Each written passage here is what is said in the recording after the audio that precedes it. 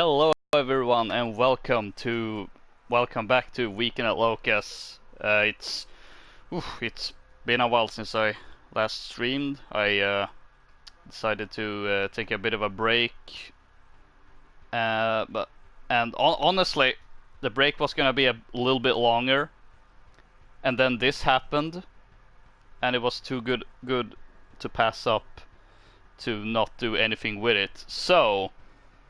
Uh, in the background, of course, it's the Modern Warfare 2v2 Gunfighter Alpha, or whatever they're calling it. It has a lot of names.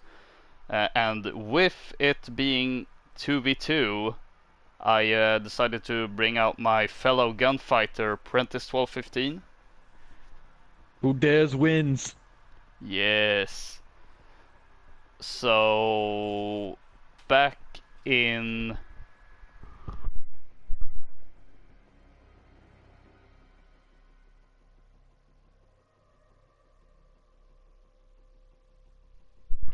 All right.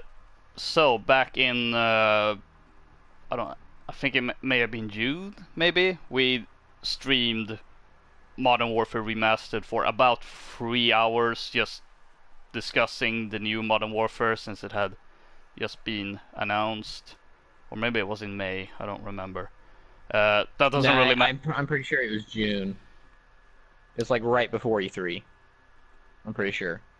Yeah, must have been something like that. But oh well, doesn't really matter too much. So we discussed that, and I think it potentially is gonna be a bit outdated as of now, but at the same time, most of the most of the discussion revolved around the fact that it was a reboot and the potential thematics of the campaign and just the story, which we won't really. Yeah, we talked more about the potential story and where that could go in the excuse me, and the characters and how they were going to change them yet keep them the same because it's a reboot. We didn't really talk about game mechanics or the multiplayer or anything then. So I'm not really sure that one will be outdated yet. Now, come October when the game launches, then yeah, yeah, and we actually see for ourselves what what they did with the campaign, and the story, and the characters and everything. Then maybe it'll be a little outdated, but I don't know. I feel like that one's gonna hold up for a little longer yet. Yeah, I'm legitimately surprised for how long it's actually holding up, and not being outdated.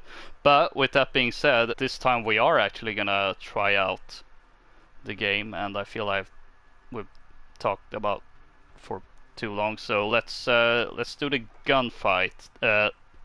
Earlier today, they added a new, I guess, game mode variant, which we'll try later. But for now, we'll play the standard gunfight for a bit. And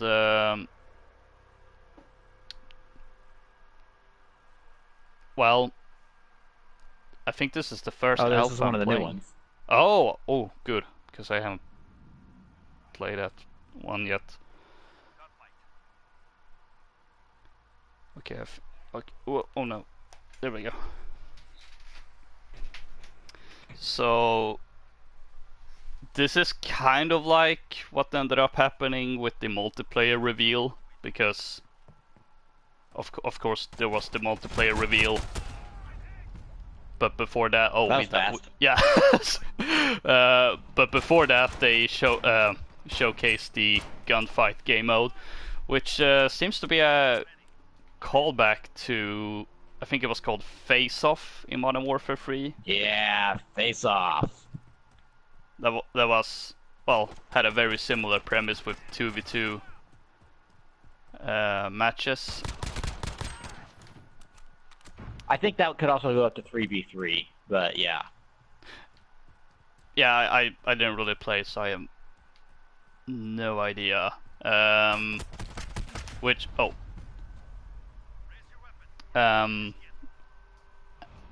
So that was kind of the more, okay, here's this game mode, and we're gonna show a little bit of the game, but the real thing, so to speak, wasn't for the multiplayer reveal. which is very similar now since they announced on the Gamescom opening night live show. They announced this alpha for the weekend, which, well, of course is happening right now this weekend with a more full-scale open beta happening sometime in September. So very similar it's model there. somewhere in the tens to teens because there's like 2 betas. So it's like the first everyone that pre-ordered the game gets to play beta, then it's the open for everyone on PS4 beta, and then there's the everyone on everywhere gets to play the open beta. So I mean it's kind of complicated. Yeah, as it tends to be with COD betas. Because I know, yeah, I only know about 1 week, and I thought it was gonna be that pre-orders would get access to the beta earlier during the week, and then it would be open during the weekend. But I could be remembering wrong, since as you so elegantly put it, it's quite complicated with the way they do these betas, with different times for whether it's open or private, and sometimes even for different platforms. I think the PS4 one has gotten some. How did I not see that guy? Gotten some, I guess, exclusive time, including this one, since this is only on PS4. Yeah, and this is not one of the ones that they were talking about. This is this was a out of nowhere announcement. So Yep. this And one's also even exempt from what they're talking about. And also an alpha, which I can't I really don't remember a playable alpha build was part of a something like this for a big AAA game. The last one I can remember for the PC, which I actually tried, but my computer could barely run it.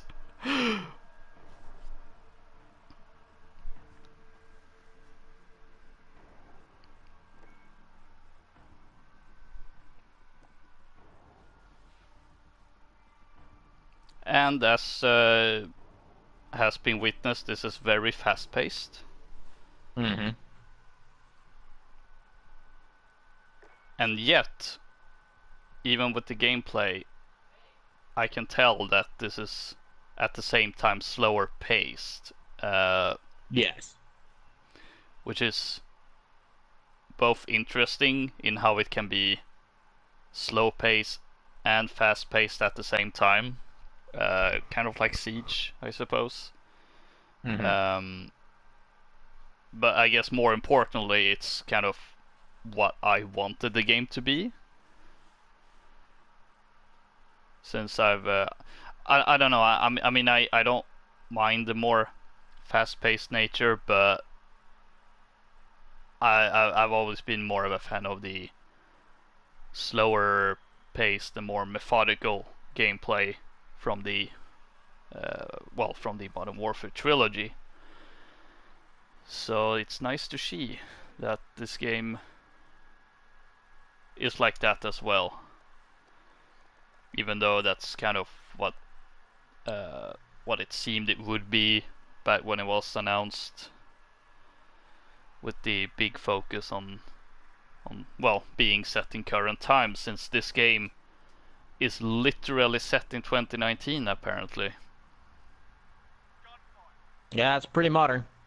Yeah, because the previous Modern Warfare that means it's going to be the first Modern Warfare game to be set during the year it was released. Because the previous Modern Warfare games, Call of Duty 4 was set in 2011 when it was released in 2007, Yeah. and then Modern Warfare 2 and 3 were set in 2016, and then early 2017 when they were released in 2009 and 2011, respectively.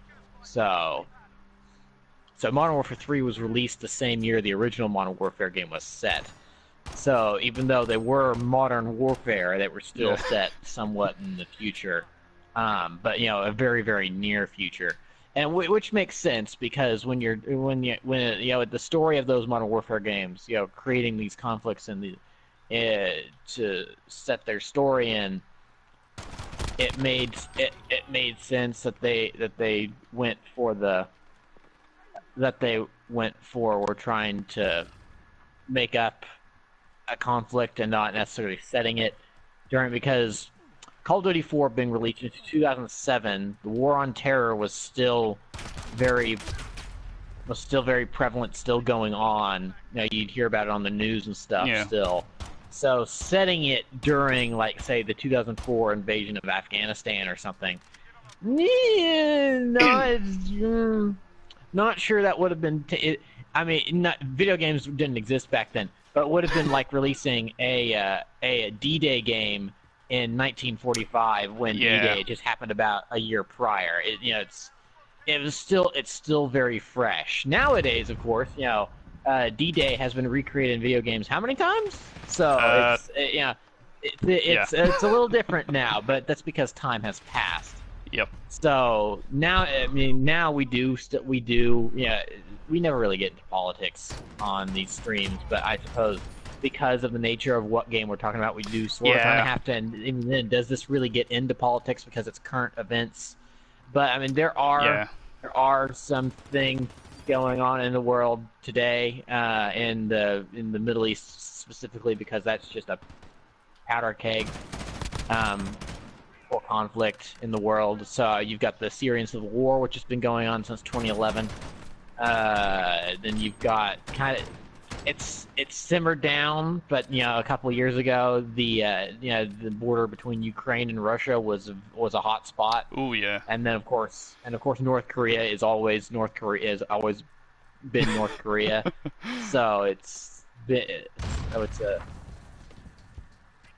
a big old anything could happen there at any time. Yeah. I was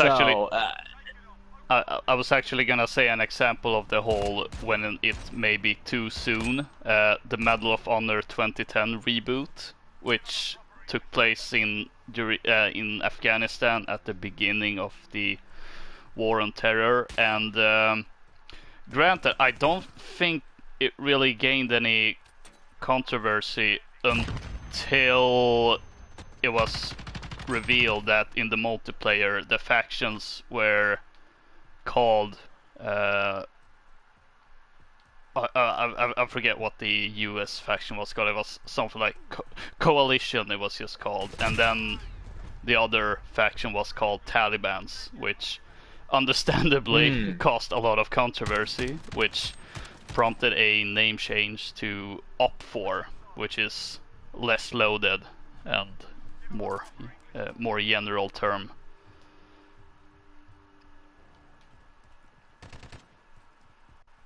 Yeah, so it's interesting that this, as you said, but it's like but we've still the U.S. still has troops deployed in the Middle East and places. It's nowhere near the numbers we had 10 years ago. We still got people deployed there. Of course, like I said, the Syrian civil war has been going on since 2011. So the U.S. and Russia were kind of using that as another proxy war for a little bit there, but that seems to have died down a little bit to public knowledge anyway. I don't know. It may still be going on, but the news doesn't cover it anymore. So, yeah, we don't really know. If the news stops covering it, we don't really know if we are still kind of doing some of that stuff over there. Our party host is looking for a match. Okay, you're there. I was just making sure. So, for them to set it in modern times, in the year, to set it in the year it's being released, it's an interesting move, I think, because they are going to have to create, a fictional event that's realistic. So from what we've seen from the trailer, there is going to be some U.S. combat boots on the ground in the Middle East, which is kind of like, that's kind of modern warfare in a nutshell. Yeah. Really, it's like you see, the Marines in their sand camo, in their sand camouflage, running around in a sandy village or something. Oh, hey, look at that! Oh. We won. So, run around in their sand camo. That's just kind of with with like an F-22 flying overhead, about ready to do an airstrike. I mean, that's kind of modern warfare in a visual nutshell. Yeah. Right there. So. Oh, he was behind me. So, because of that, it's still, you do have to be kind of careful to not rustle emotions because of that. So I wonder, and because it is a reboot of the original game, I do wonder if how much of a, because they can say it's a reboot, but then it be a reboot, but then not be a straight, and then they can completely throw out elements of the original. So I wonder if they're going to use a real country, or if they're going to create a fictional, non-named Middle Eastern country, like they did in the original, and give it a dictator with a Middle Eastern sounding name. But maybe change the name a little bit because the Middle Eastern antagonist in the original was Khaled al-Assad. Well, the leader of Syria is something like Balsir al-Assad, something, which that's a little close. I don't know, but I mean, that could very well be. I don't really know. So maybe it's not as bad as I think, but. I mean, back in the day, I was, little, gosh, what grade was I in? I guess I was in like 7th grade. The little 7th grade me was drawing the parallels. On your left. Oh, I saw him too late. So I mean, I was drawing the parallels there, so I don't know. So I don't know if Infinity Ward back in 2007 was, because I think the guy's been in power at least that long, if not a little longer. So I think anyway. So I don't know if they were trying to make a political statement with that, or like I said, maybe that is just a very common name in the Middle East. So it's not necessarily in poor taste, so to speak, just because it's like, well, we want to make it. We can't name him Kevin. It's like the dictator of the Middle East, Kevin. Yeah, it's like you can't exactly do that. So that's really the part that I find that I'm at the moment I'm finding most intriguing about the campaign, is like what elements are they going to do to kind of make sure no one gets offended, and especially this uber PC, everyone's got to be politically correct climate that we've been in for the last couple years. So, and to some degree, there's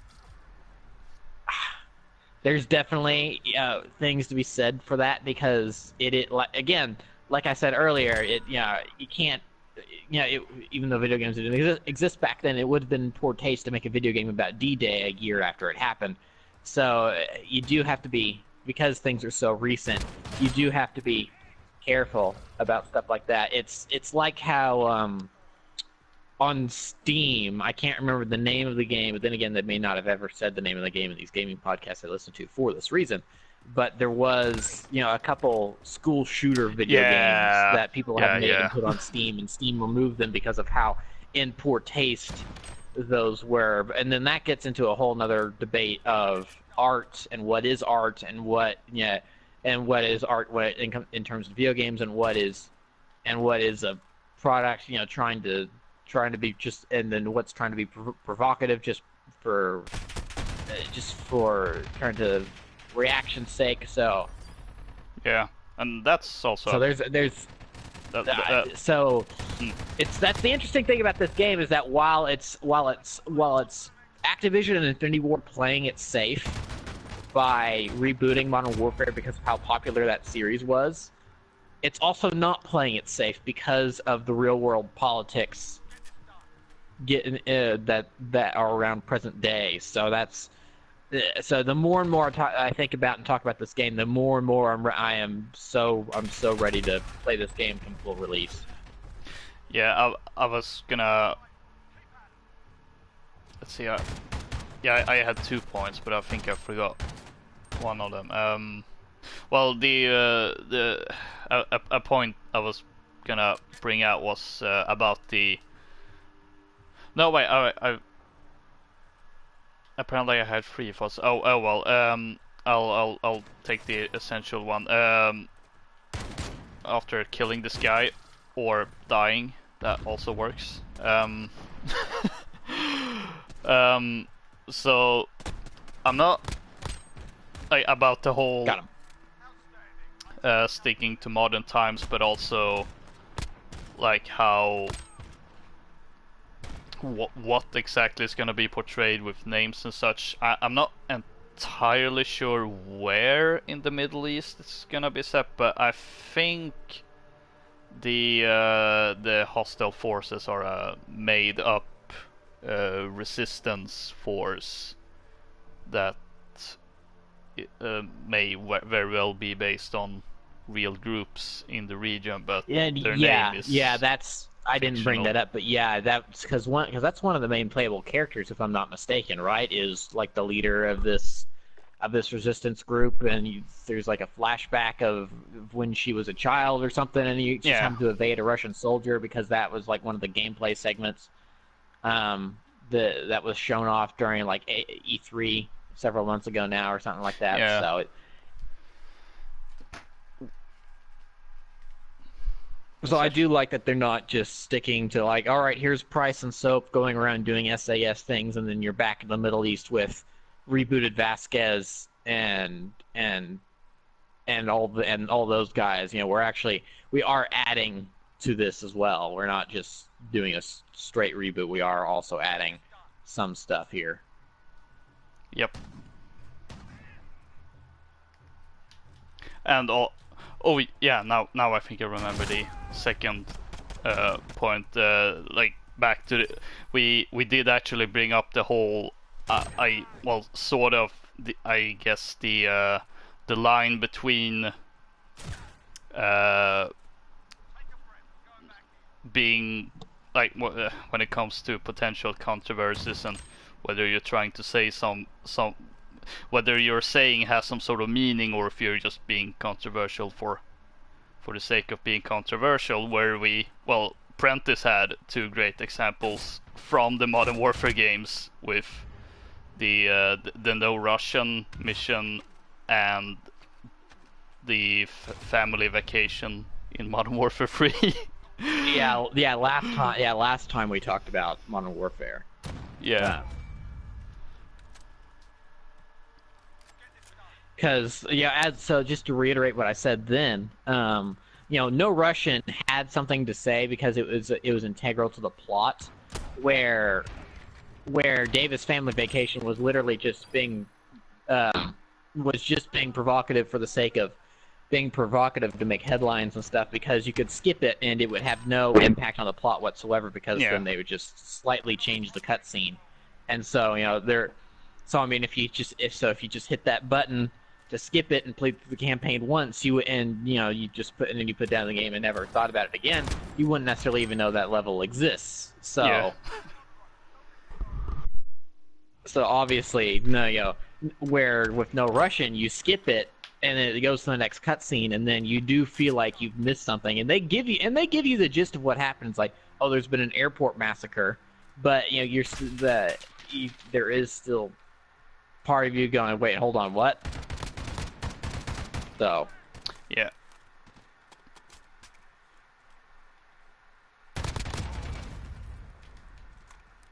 Also, I was so confused when I earlier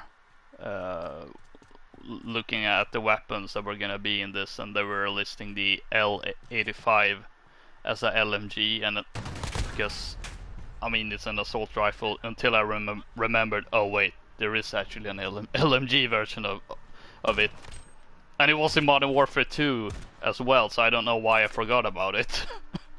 Was it 2 or 3? 2, or both actually. Was it 2? Yeah, it could be in both. Oh, headshot. Oof. Yeah, because the only time I can really Because I mean, because it's not one of those weapons I remember from being in Modern Warfare until I used it's like Siege.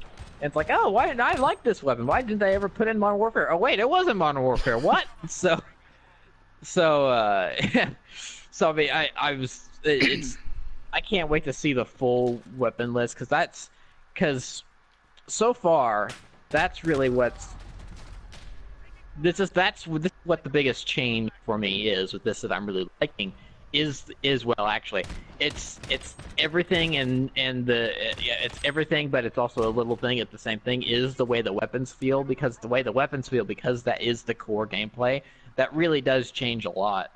In terms of the movement, I don't know, I feel like the movement here feels pretty much the same as any Yeah. COD. I'm jumping, I'm sliding, and everything. But then when it comes to the weapons feel a lot different, and then that makes me feel like I'm not even playing a Call of Duty game. Yeah, It's just yeah. The weapons do have a bit of a more punch to them compared to previous yeah, like COD look at that. games. I just one that guy. Of course, it's a deal, but I mean, you could put a completely different. I mean, call this game Modern Soldier. Let's call it Modern Soldier, Yeah. and remove the Call of Duty title from it. I would be like, oh, this is a great game. This might be a game to rival Call of Duty. The fact that this is actually a Call of Duty game,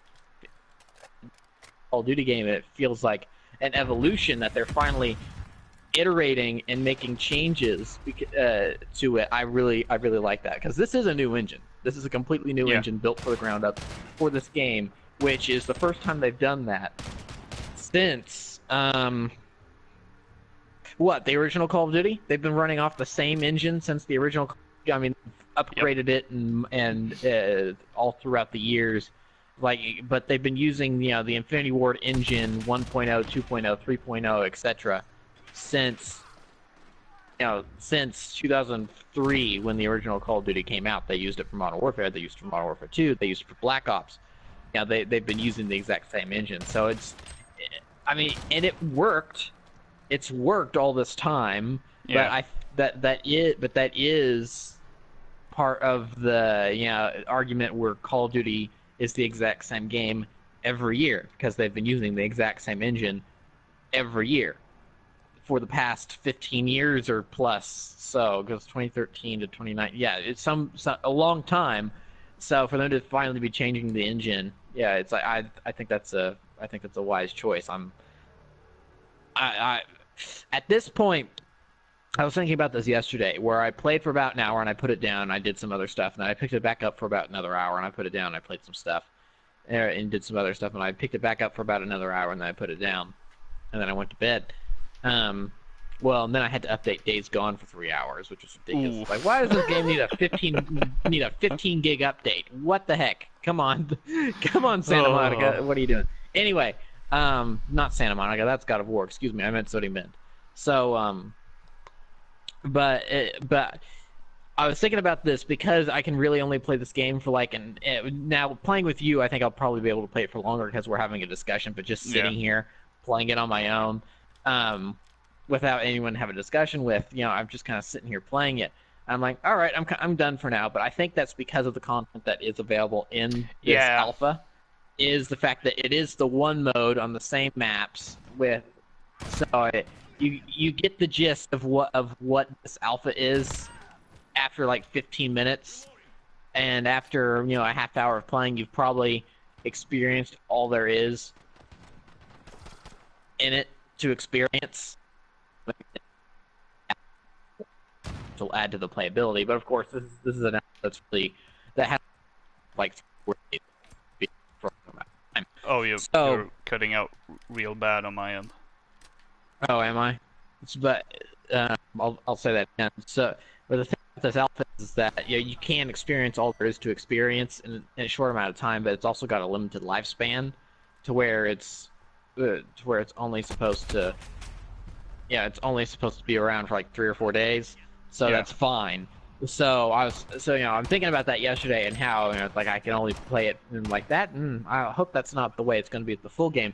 But then I realized that it's like, well, there's so little to do in this that essentially what this is you're going to buy a car, you're at the car dealership, and the guy lets you drive it around, and the ow.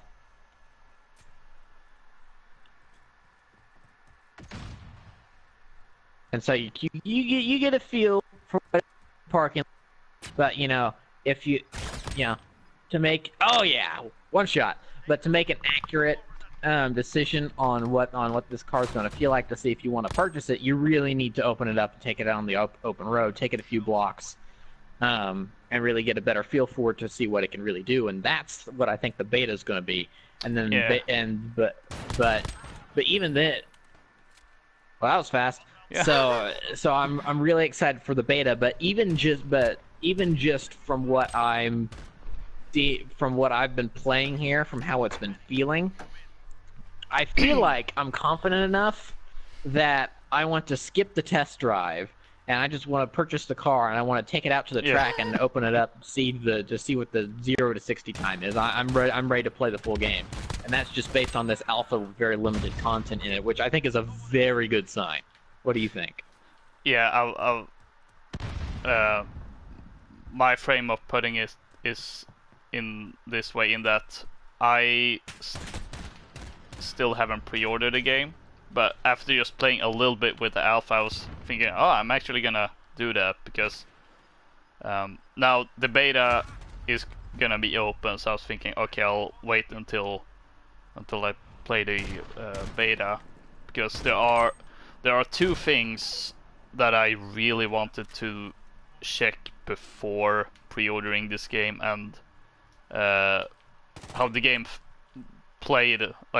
feels when it's played was one of them, and I'm really liking how it feels.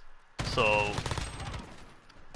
oh boy, so that's why I'm also feeling very confident. The other, unfortunately, we're probably not gonna find out until 1 month after the launch, and that is how the microtransactions are gonna work, because it's obviously gonna have microtransactions, but we don't know for sure how it's gonna work.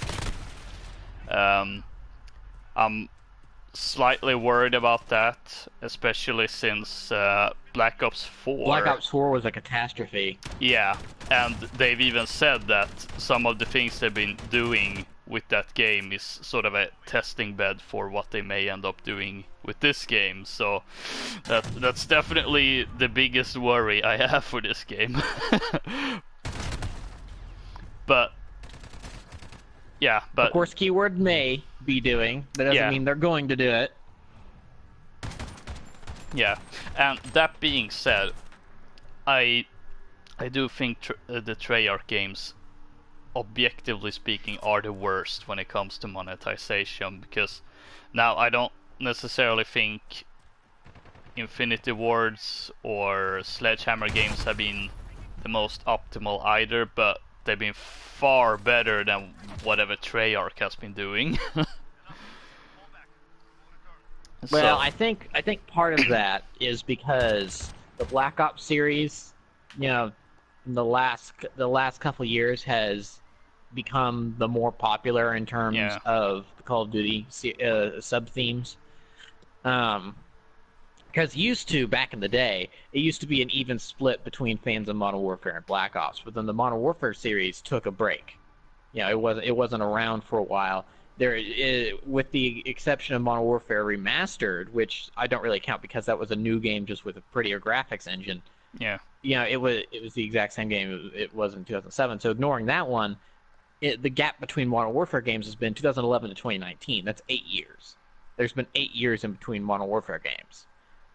Where with Black Ops, there's been a new Black Ops game every other year since 2010. Black Ops, Black Ops 2, Black Ops 3, Black Ops 4, and somewhere in between 2 and 3 was also Black Ops Declassified on the Vita, but we don't talk about that one. So,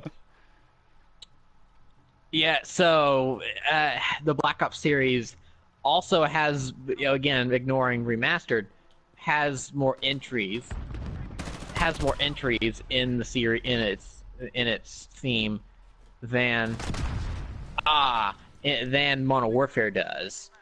Yeah, it's also got zombies, which is almost an entirely different game onto itself, placed inside a game that people that now, I mean, in the TTV patron chat, there seem to be some people that play Call of Duty specifically for the zombies mode. Yeah. They don't care.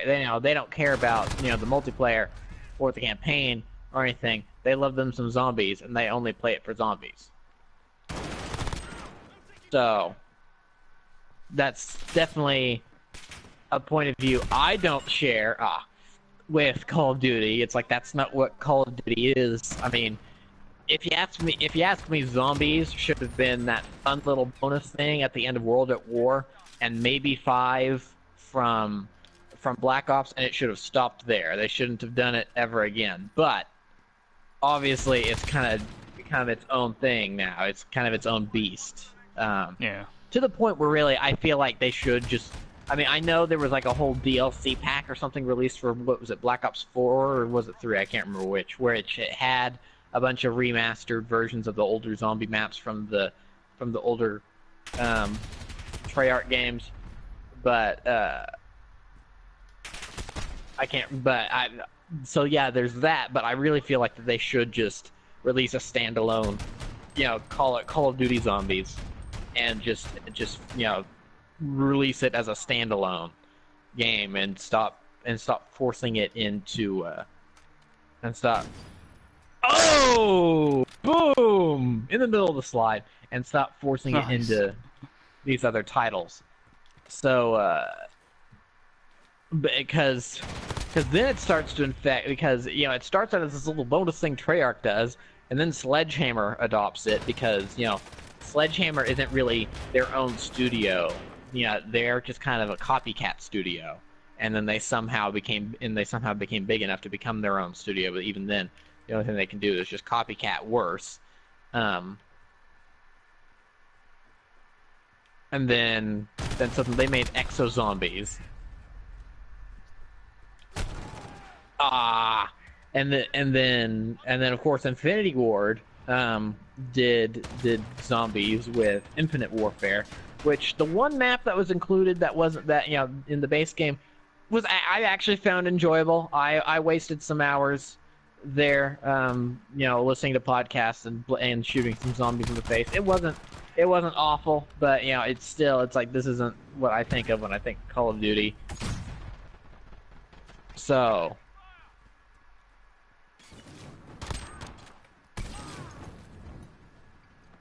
burn, baby, burn. Ow.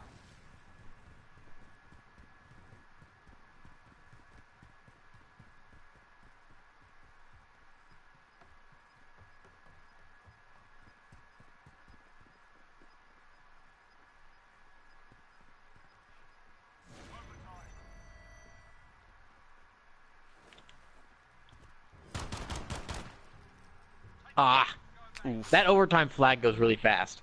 Yeah. Anyway, so yeah, and zombies should just stop at this point. I've been going on such a tirade, I forgot what the original point was. Transactions. Oh yeah. So yeah, it's stuff like that where I've always thought of those. Yeah. So right, because the popularity of the Treyarch games have always been the more popular. Yeah. So yeah, they've always been the more popular. So that means more people play them, which means there's more options for monetization there.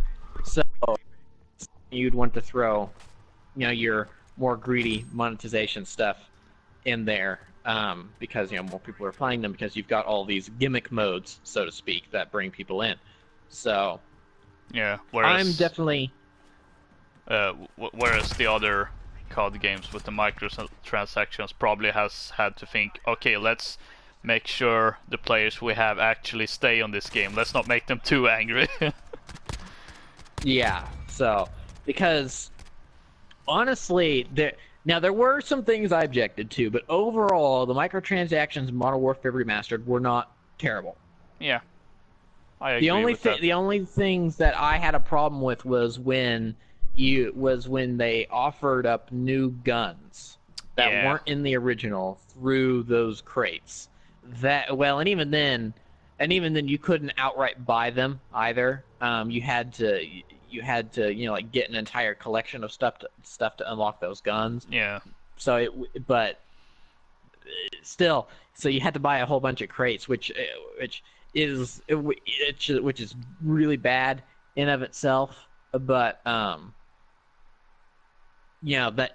it wasn't, like I said, wasn't terrible. It could have been a whole lot worse. And for the most part, the Modern Warfare Remastered multiplayer was a pretty faithful. Was, as far as I could tell, was pretty fit. With the exception of those things, was still pretty faithful to what the multiplayer was back in the day, with just a couple modern visual things thrown on top, like the change in how your kill streaks pop up and stuff with the little icons and stuff. Those were new, but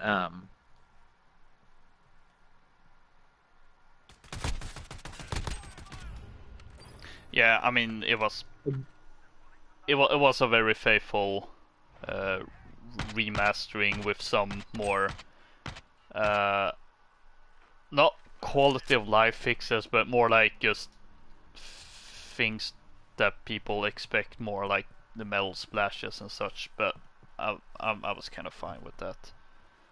yeah, I mean that's the thing I really liked about it, is like this. It felt like it was a faithful remaster of the original game, but that also had those modern things thrown in to make it feel like this is what the game would have also been if it was released today.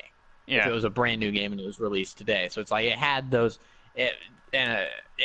modern things thrown in to make it feel updated, while at the same time being exactly like it was back in 2007.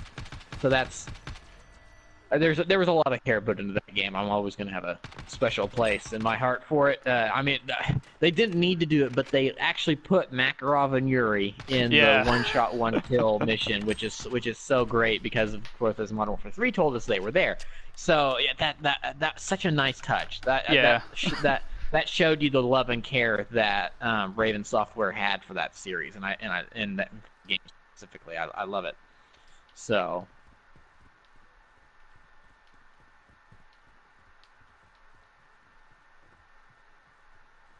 Okay, where'd they go? I found one. Behind you. Oh, just the other one. Got him.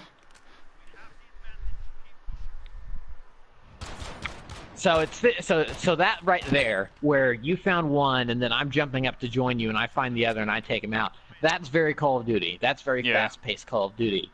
But at the same time, that gunfight I felt like was a little more evenly met. That guy, I would argue, had the drop on me, just because he was, his gun was up before mine.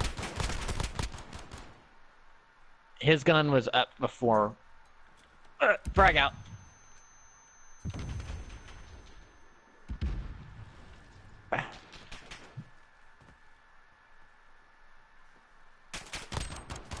Oh yeah, right there again. I feel like they had the advantage because their guns were up before mine. But at the end of the day, my aim was better than theirs, so I actually won the gunfight.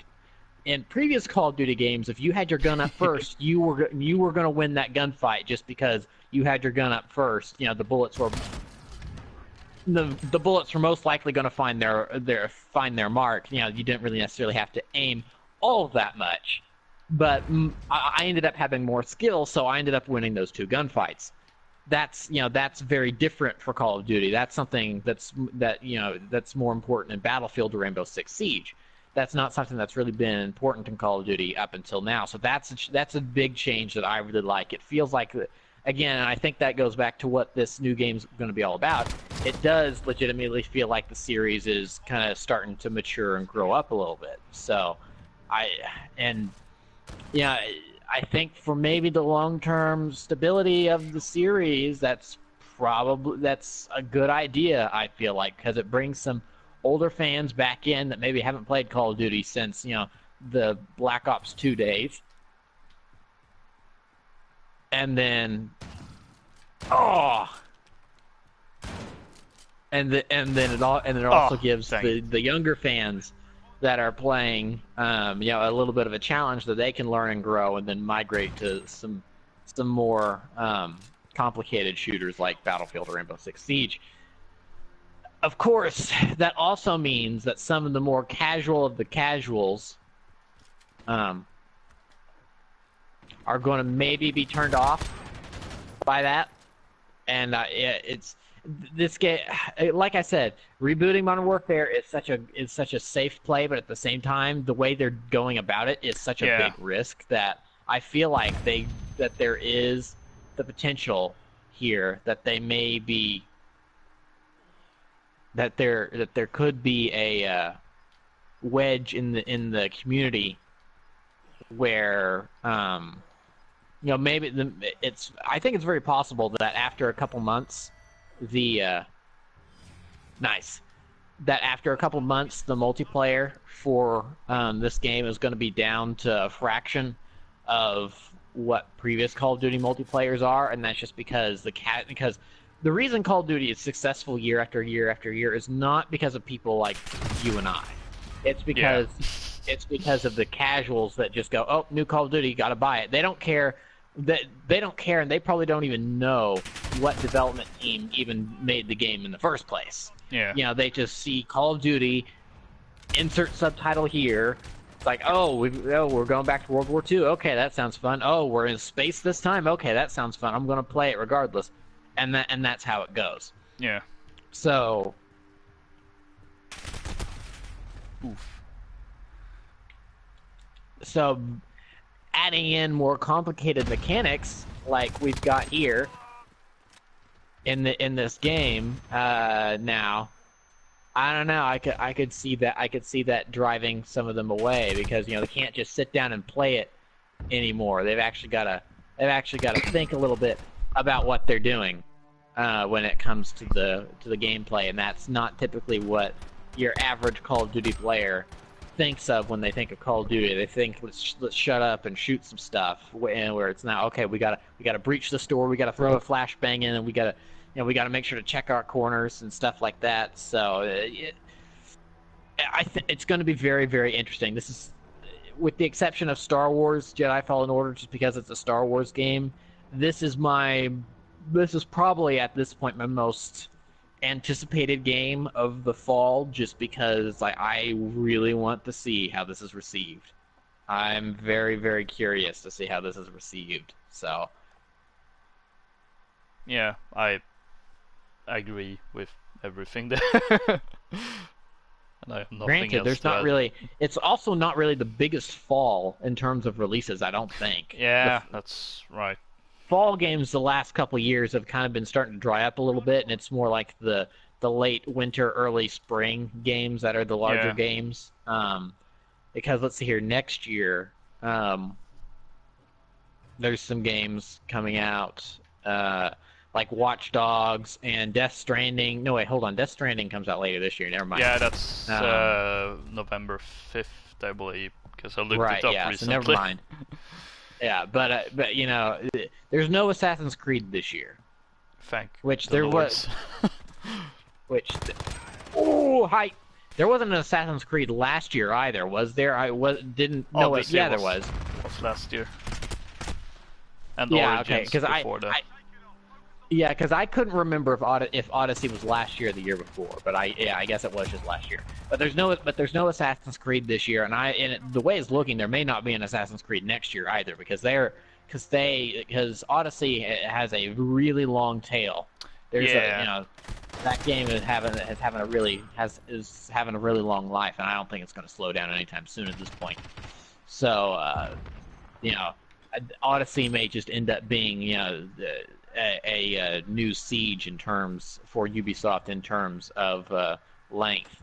Oh, and with the stick. Oh, but it wasn't even the explosion. He was so low on health that the impact killed him. That's awesome. Wow.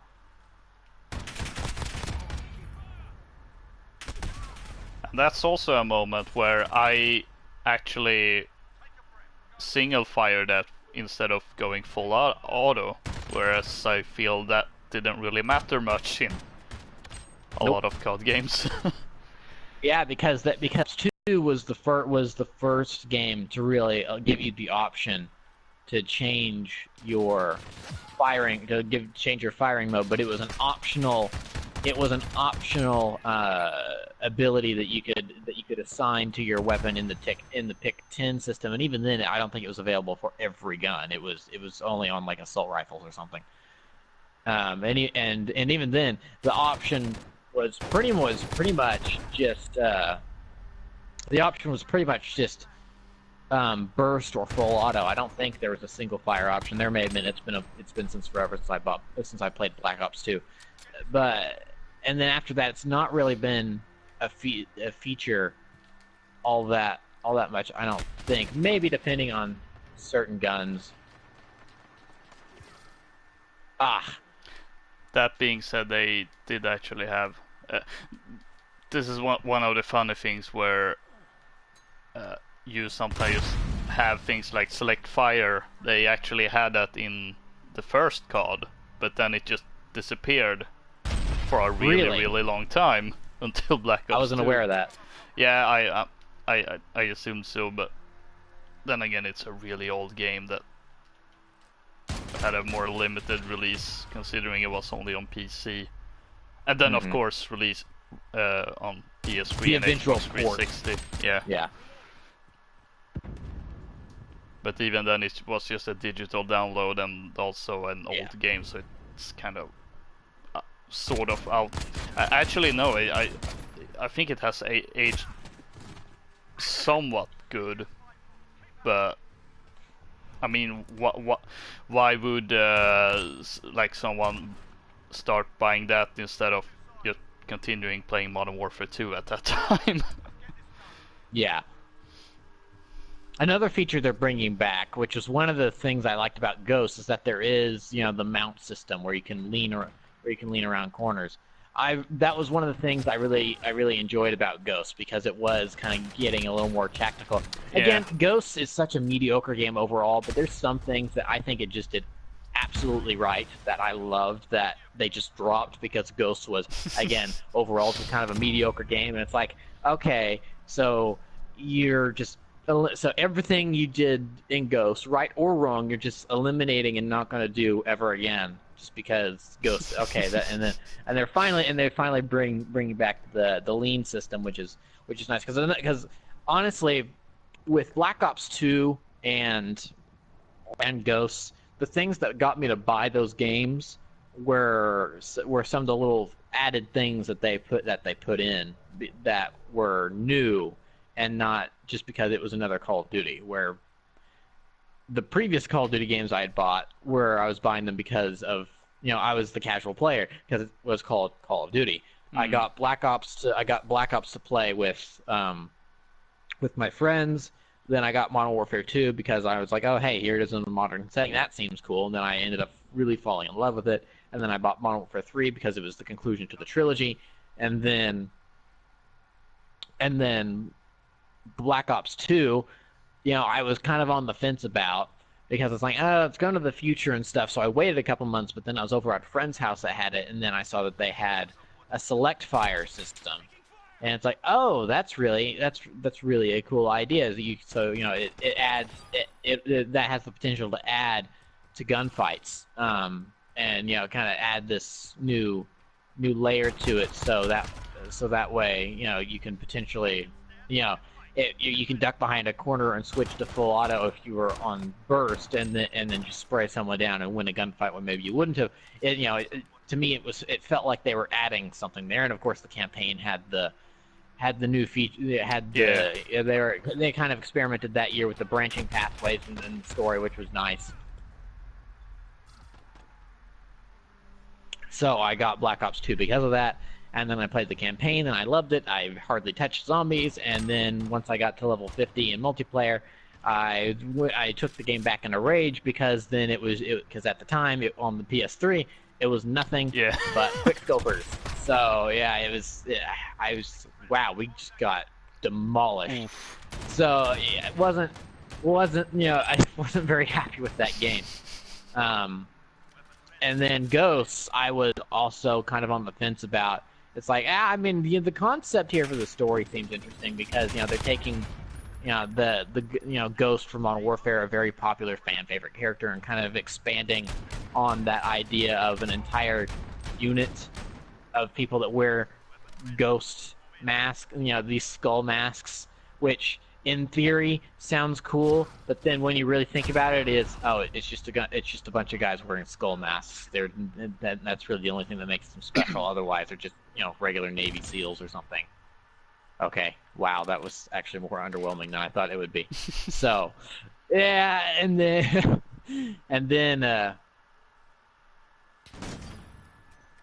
boom, gotcha.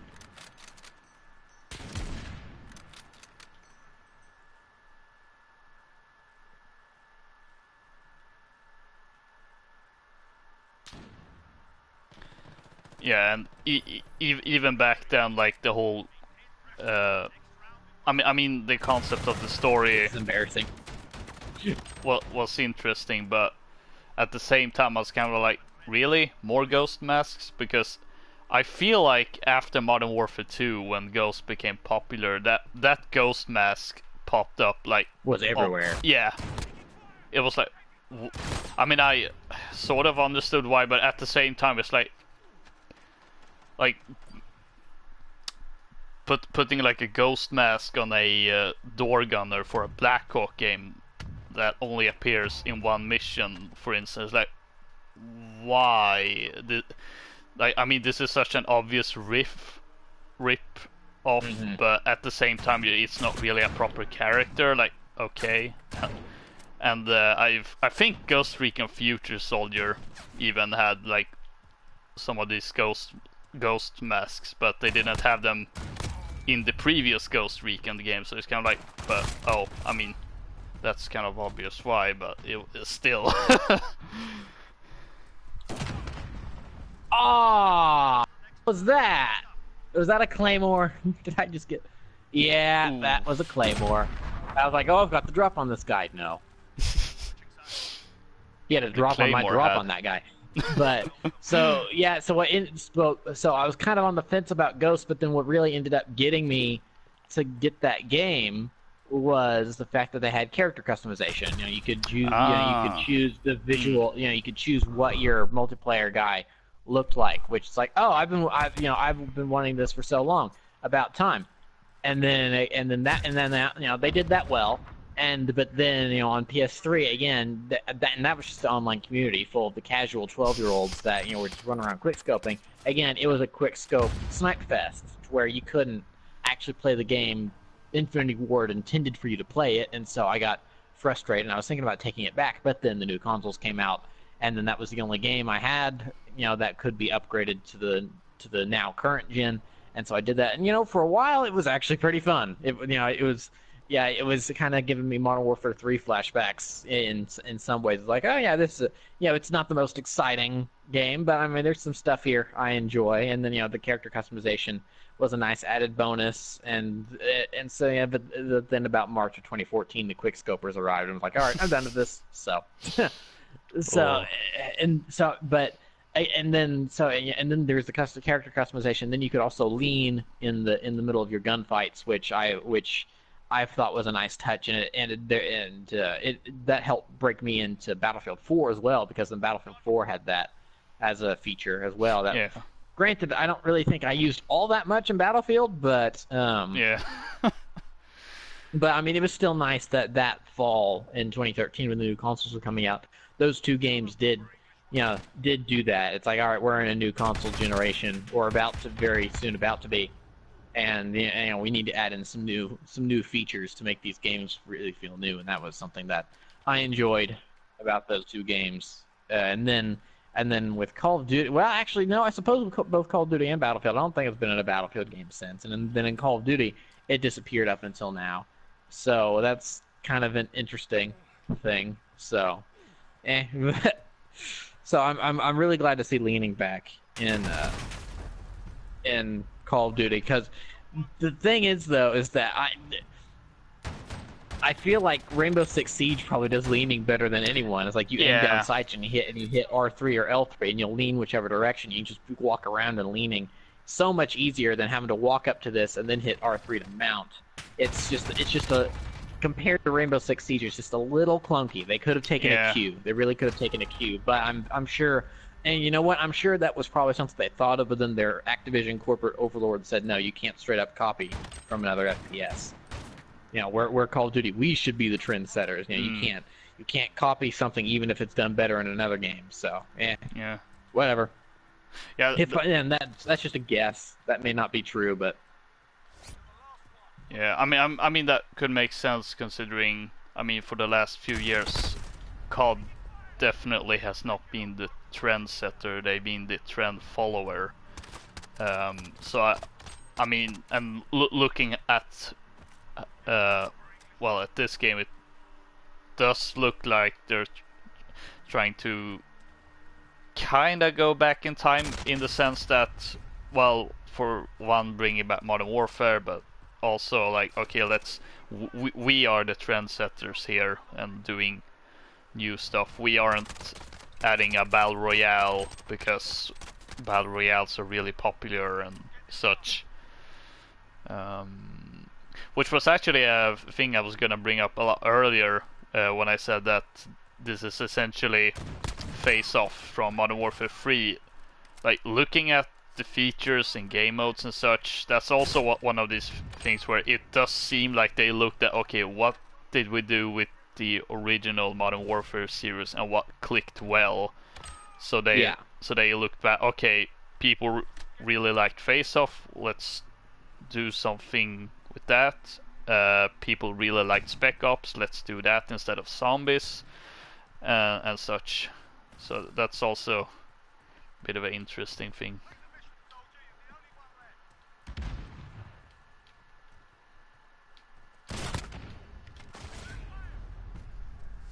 Oof. yeah, you can tell these people play Black Ops a lot because of all the jumping around they're doing. That's something that that's something that it does catch you off guard, but that's not a good long-term strat that they can really use because it works when you're up close and stuff. But something about Modern Warfare, I think that they've said is that there's going to be some larger maps. Yeah. This time around, and so you know, if you're on one of those larger maps, then you're not going to be able to do all that jumping around stuff. Because you try to jump around, you're just gonna get shot from several yards away by someone that you know is able to track your movements all the way around. You know, there's no sliding around corners and jumping up in front of someone to surprise them in the open. So, but of course, that probably just means that those type of players are going to stick to modes like this, which is fine.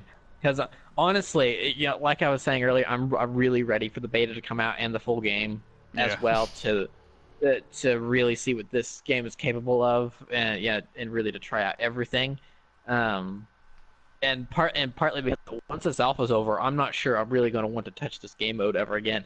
It's fun, but it's not really just something that this is a party mode. That's exactly what this is. This is something you play with your friends. It's not necessarily something you get online and you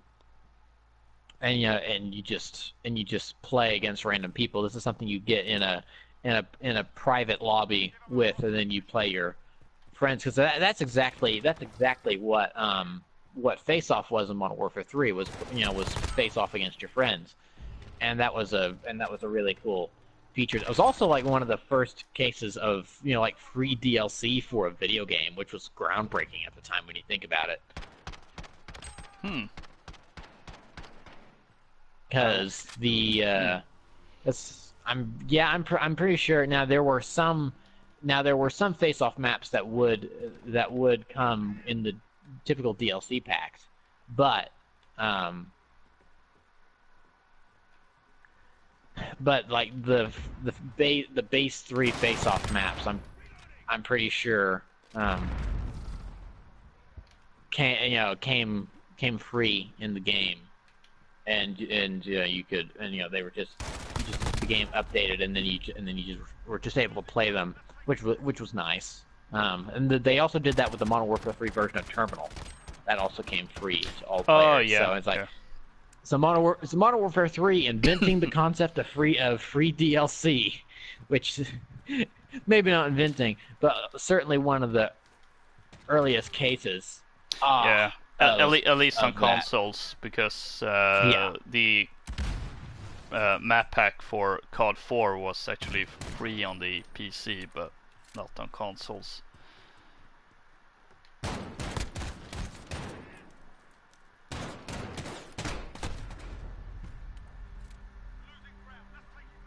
Yeah, that guy definitely plays a lot of Black Ops. One thing I really like about the animations here is that when you do shoot someone, they go flying back and their gun spins through the air. Like that's ragdoll physics I can get behind. I love that. Yeah.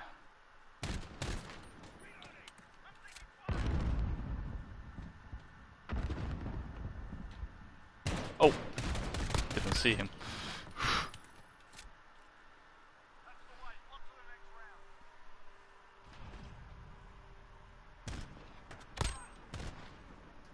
Yes, look at his Magnum fly or his Deagle flying through the air. That's hilarious. I love that.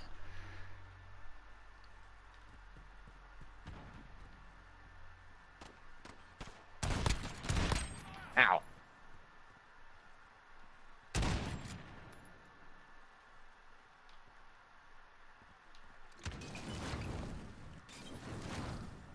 Ah.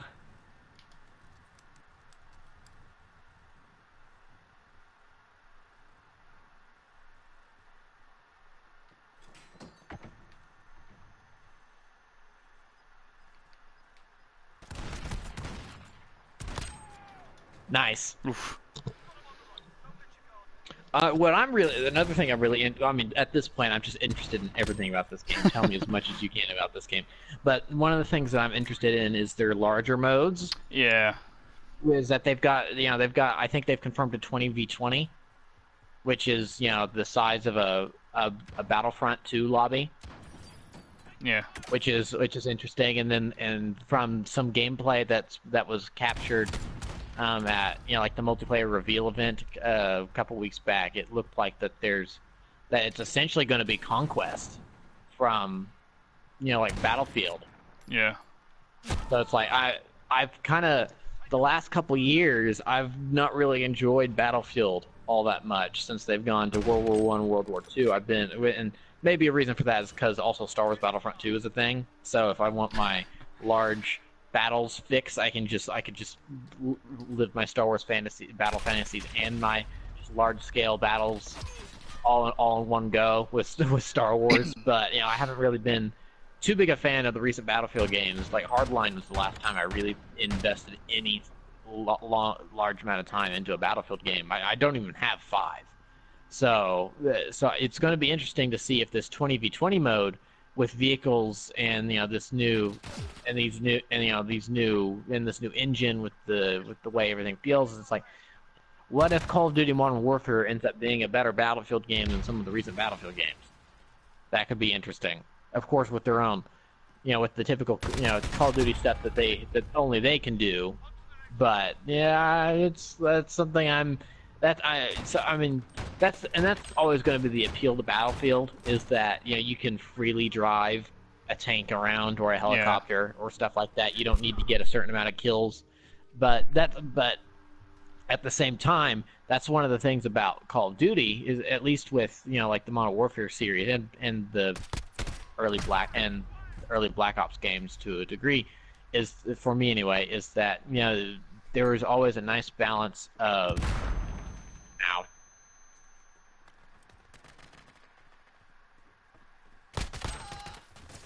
There was always a nice balance of highs and lows, so to speak. Is that for every oh, okay, so you can't overstim yourself like Doc. Got it.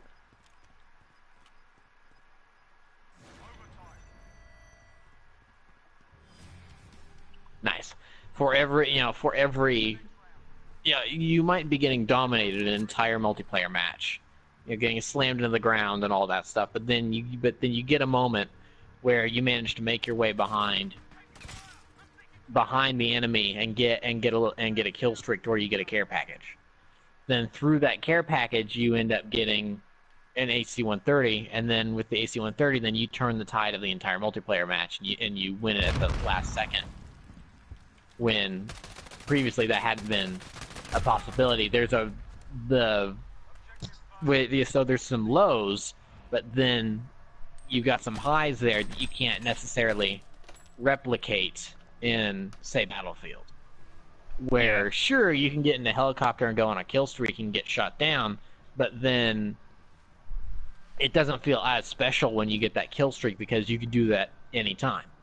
Where when you get an AC-130 or a chopper gunner in Modern Warfare 2, and you get a whole bunch of kills, you feel like you earned that. You earned that streak there because you got the kill streak, you got the care package, or you actually got the 7 or 10 kills it took to get the chopper gunner or the AC-130, and so you really felt like you earned that. You didn't stand next to the spawn for the helicopter for 5 minutes and wait for it to pop up and and choose it.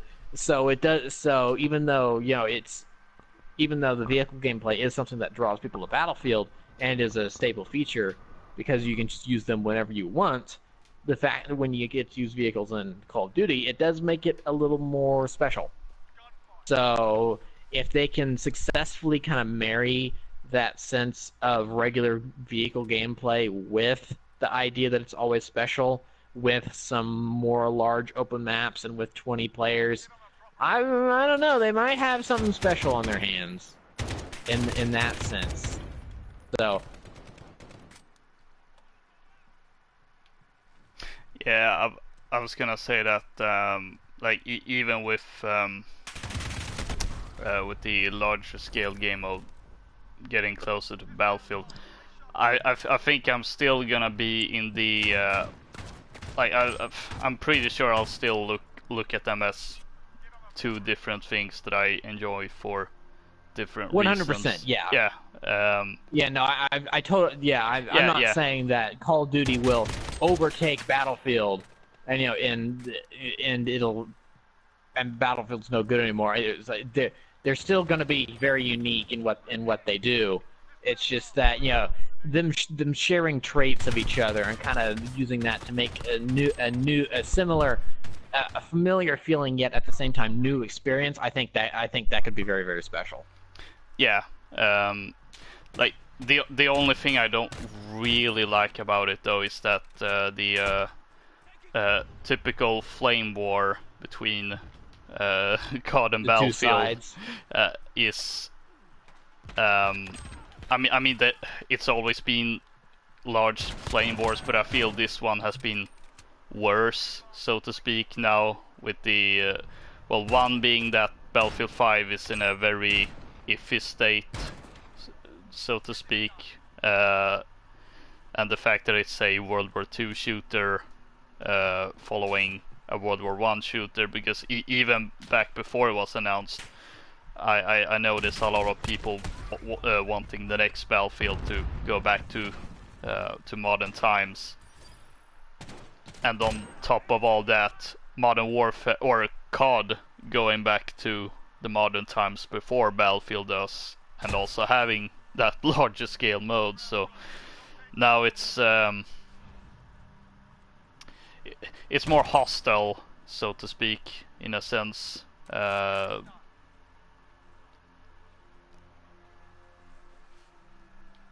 And I think part of the reason there is kind of this, this want to go back to a modern setting is that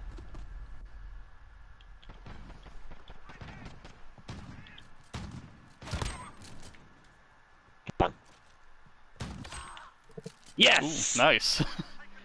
See that? Oh my gosh! I'm so glad they brought back the throwing knife. That was one of my favorite things about Modern Warfare 2 was the perfectly timed throwing knives. That was so much fun. I would not carry frag grenades or Semtex. I would always run the throwing knife just because it was so satisfying to get a kill with. So I'm glad they brought that back. That's I mean it honestly does seem like they're cherry picking the best things from the Modern Warfare trilogy and then updating them and bringing them back. So I mean. I can't wait for this game to come out. So anyway, as I was saying a second ago before I got that knife kill, I think a reason for some of the fighting is maybe just kind of these pent up. around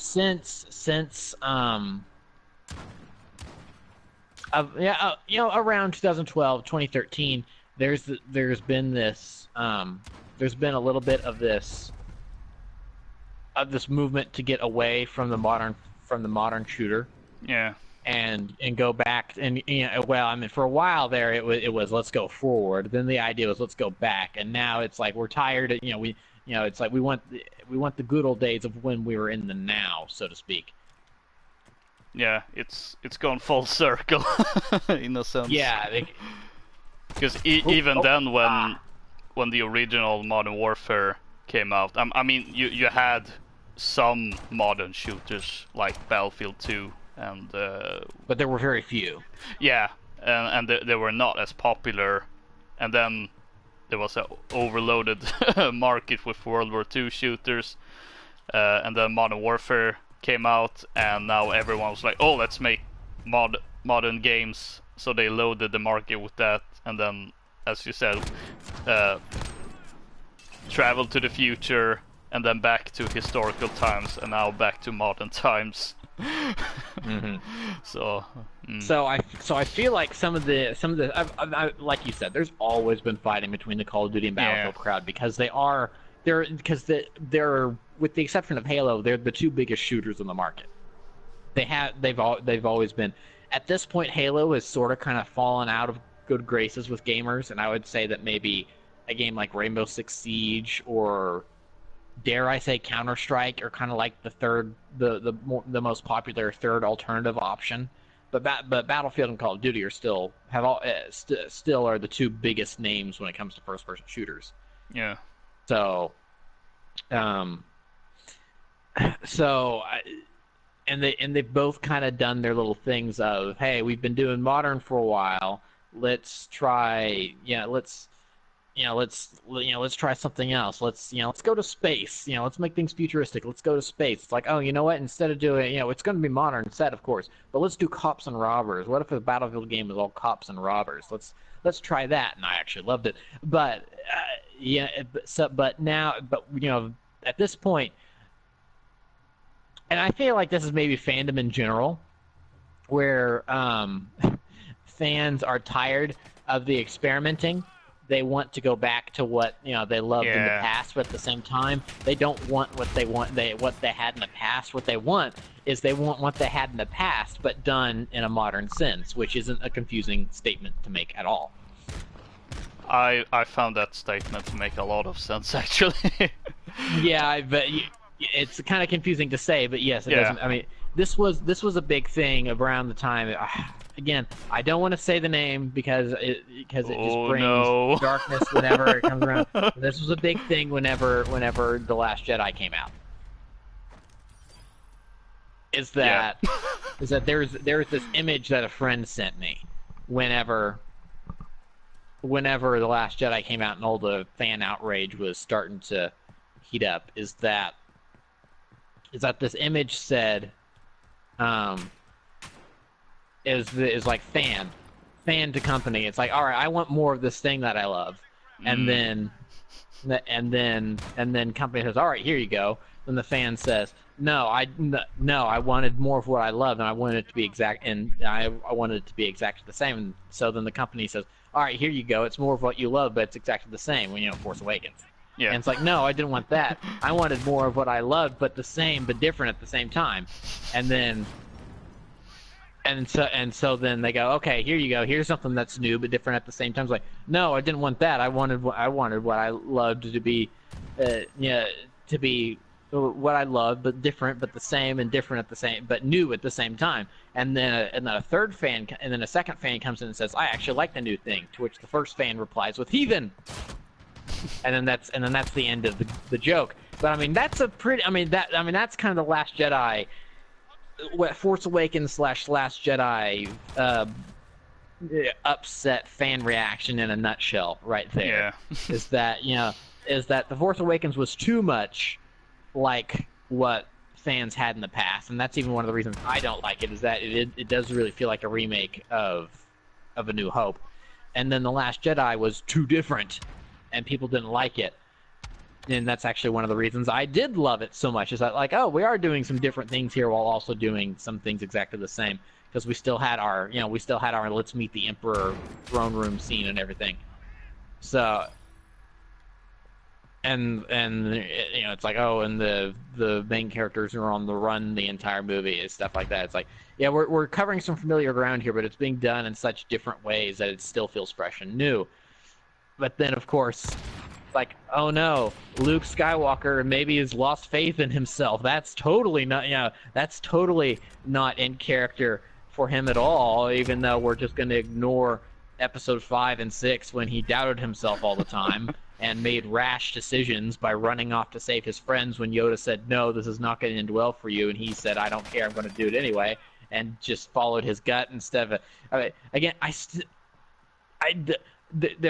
there's stuff about The Last Jedi that I understand people not liking, but Luke Skywalker is not one of them. I do not understand why people didn't like Luke's story arc in that movie. It was totally in character for him. Anyway, like I said, that's the exact reason I don't like to bring up The Last Jedi, because it always leads to vitriol and in the it's not a conversation. It's just a one-sided argument fought by two sides. It's ridiculous. Yeah.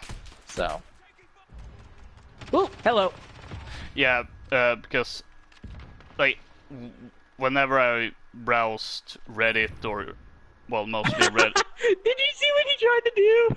No. He was cooking a grenade in his hand. He was cooking a grenade in his hand. He was trying to kamikaze us. Oh, that's hilarious. That's awesome. Yeah, so I was saying, because whenever I've looked at internet comments, when they've said like, oh, I wish Call of Duty could go back to the modern times, because, and I'm kind of paraphrasing, but they're like, oh, but Modern Warfare 2 was like the best of times when I came out, and it was a great game. And same with the Battlefield community, where like, oh, I wish they'd make another Battlefield game set in modern time, just like Battlefield 3 and Battlefield 4, which were like arguably in that series prime time, or just prime, I guess.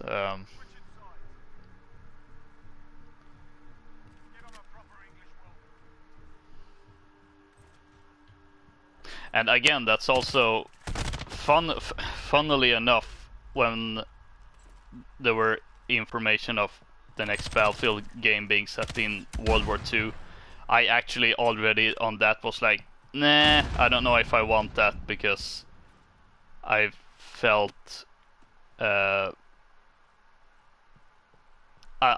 don't know. I mean, it made sense to follow the World War I shooter with the World War II shooter, but at the same time, I felt even though in a lot of ways Battlefield 1, as has been said a couple of times, both on this show and and on the TTV PSN fan community game nights, it did World War I as well as it could. Yet I also think it kind of felt like playing a World War II shooter at times. I was kind of like, that coupled with the fact that COD World War II was kind of still fresh when that was announced, and it was like, oh, it looks like literally they're copying each other now. Yeah, it was like, oh, it looks like every World War II game ever made. So so I didn't really care about the World War II COD game, and I thought that was gonna be the case with Battlefield 5, but then they actually said, oh, we're actually gonna cover a lot of the more unknown parts of that war, which like, because the Pacific theater never gets talked about. The stuff in the stuff in the Winter War up in the Scandinavian countries that that you call home, Loka, that hardly ever gets covered.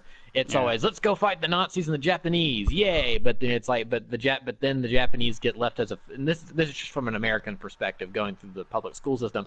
But then when it comes to it's like, yeah, let's go fight the Japanese and the Nazis. The Nazis get covered heavily, and then it's like, oh yeah, and then we bombed the Japanese, and then that was it. It was over. It's like, okay, so we're and It's like, okay, we're gonna do about 2 minutes covering Iwo Jima and stuff like that because we've got the famous photo of the flag being raised.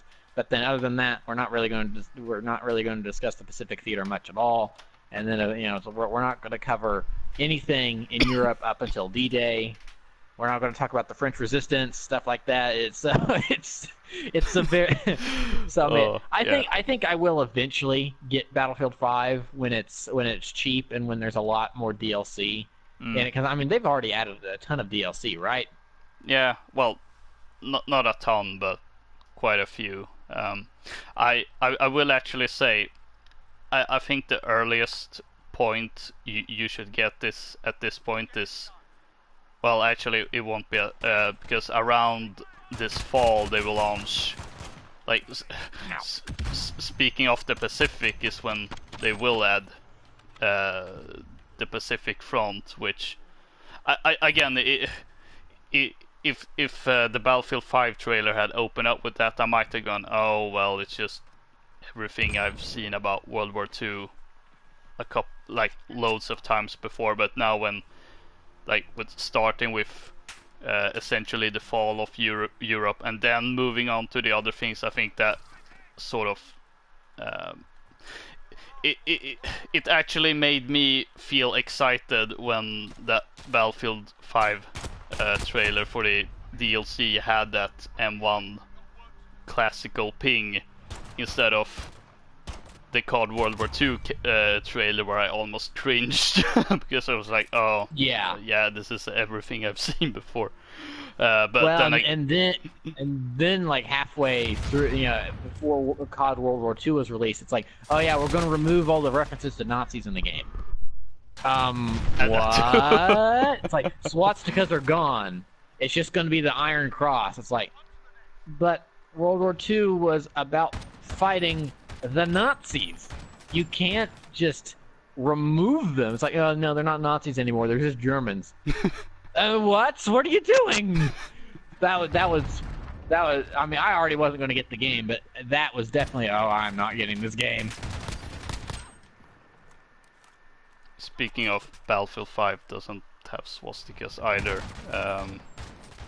Then again, I don't. Well, I mean, there's only been two Battlefield games set in World War II during, in featuring the Nazis, and neither have had the swastika. So I guess that's more But fair enough. I'm pretty I sure the suppose. older Call of Duties had it though. I was talking about So with Battlefield. Yeah, I know. So with Oh, Battlefield, okay. it makes sense that they maybe don't include it because they've been a series that have never featured it. So that's just kind of keeping Yeah. the series tradition. But with Call of Duty, I'm pretty sure the original Call of Duties had the Nazi flag Oh flying yeah, there. it did. Um, I mean, yeah. if I remember correctly, because I have hazy memories of the Black Ops campaign, but I'm pretty sure in the Black Ops 1 campaign, there's that time where you're playing as the Red Russian Army, and you're assaulting a Nazi base after the end of the war. That's a holdout or something, to where you find the Nova 6 gas, and like there's swastikas hanging on walls and stuff all over the place because it was a Nazi holdout camp or something. Like, again, my memories of the Black Ops campaign are fuzzy. I remember that enough to where that was a thing that happened in that campaign. So it's like there's swastikas there, there's Nazi flags there, Yeah. because guess what? You're fighting the Nazis. It makes sense to include it. So, Yeah. so for them to remove it in Call of Duty World War II, if removing the flag from any if removing that flag from any Call of Duty game would have made sense, it would have been Black Ops, because it's like it was after the war, they were a Nazi holdout. Maybe if they maybe they didn't want to exactly telegraph who they were, so they've removed those flags. But no, they were all over the place. And then to remove them for your game in World War II, that's hitting all the highlights like D-Day and stuff like that, feels a little weird. Yeah, I've always had mixed feelings to that, because I can sort of understand that in the sense, because what COD World War II did is that they didn't have swastikas in the multiplayer or the zombie mode, but they had them in the campaign. Which, if they hadn't if they didn't have them in the campaign, even I would have said would have gone, what the heck are you doing? But I can kind of understand, at least for multiplayer stuff, since like because seeing those like swastikas, maybe like, well, I'm just want to have fun with the multiplayer shooting, and I don't necessarily want to. Like, I could see some people maybe feeling I don't want to uncomfortable. think about genocide while while I'm playing this multiplayer game where I'm Yeah. committing mass genocide by killing all of these people. Anyway, Yeah. yeah, I mean, so I was actually unaware. I was actually unaware that the swastika remained in the campaign. I thought it was removed from the campaign as well. Oh yeah, yeah, yeah. It's not, uh, thankfully, because yeah, Yeah, interesting. Okay. yeah, so, yeah. So I can understand some people may feel uncomfortable seeing that, like when they may potentially play as that very faction. Like I could see that may like perhaps that would cause some uncomfortable feelings that, oh, I'm kind of playing as one of these bad guys, and also with because World at War also had swastikas in the multiplayer, but then there was, like with every other game featuring swastikas that was released in Germany, they were of course slightly Yeah, different version. because up until recently it was German law that you could not do anything involving that, which very understandably so. Yeah, which I was gonna say, we can probably thank the Germans actually for not having swastikas featured in COD World War II multiplayer, uh, because in the age of streaming and YouTube videos, which uh, I, I I I don't know how that necessarily would work, but I'm just assuming that may be part of it, so that I I I don't know, maybe there's, like, in case they're running some sort of event or something, like I have no idea what I'm talking about actually, so I'm just gonna stop. I don't know if that has anything to do with it, but it's just one of those. I could sort of understand why they would choose to remove the swastikas in that case, but then again, uh, Germany has at this point not necessarily changed the laws, because from my because I thought they had changed it too, and then it was brought up somewhere, I can't remember where that Yeah, it was somewhere actually. recently, because that's the whole reason I'm remembering this, because it was somewhere in gaming news recently. Yeah, because as it turns out, the laws hasn't actually been changed. It's just that because the way the use of swastikas in different kind of media in Germany, um, if it's something that's educational, then swastikas are fine. So, like, if it's a documentary, for instance, that's totally fine, or it's a movie that's Textbook. like Der Untergang, or I think it's called Downfall in English. It's that one movie that has that infamous scene that has been memed to death with angry reactions from Oh, Hitler for right, yeah, everything. the Hitler rage moment. Yeah. Yeah, okay. So something like when it comes to art, if it's more of an educational side, or it's like having a like something like that, then it's totally fine. But if it's something that's like is since we're having movies as examples, like something like Inglorious Bastards, they would have to remove the swastika from it because it's, well, quite different if you've Yeah, seen it. that movie's not educational in the slightest. Yeah. And apparently the way they've been because that's kind of the guideline they've been using. However, for video games, They apparently for the longest time didn't even look at a video game like that that would have swastikas. They just outright say no, we're not gonna take a look at this. You're gonna have to release a censored version without the swastika if you want to release it to Germany. But now they're actually looking at video games now that video games are considered a form of art, which wasn't really the norm even just a few years ago.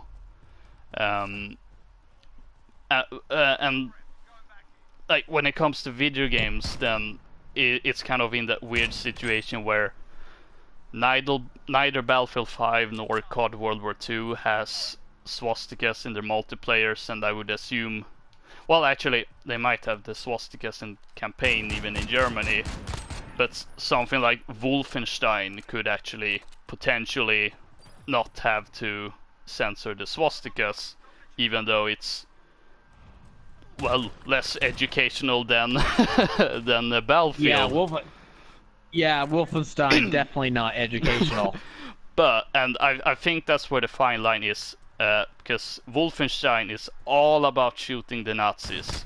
You can't play as the Nazis, whereas in COD World War II or Battlefield 5, you have a 50-50% chance of playing as, well, the Nazis. So I think the logic is that if it's like even through some, I mean, like playing as a video game Nazi in Battlefield isn't of course the same as condoning Nazis, but it's I guess it's one of those You don't things really have where, much choice over that either. Auto signs. yeah, so it's like, well, if we're gonna have a World War II shooter where you can play as the Germans, we don't want any type of condoning those symbols or anything like that. So I think that's how it works, but again, I'm not 100% sure.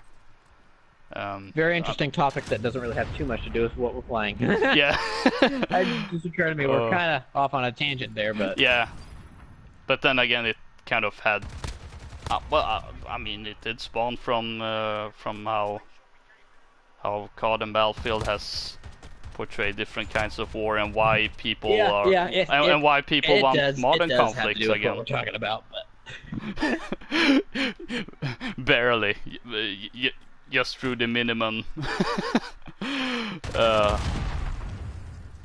So yeah. Well, goodbye. Things are always weird, but oh well.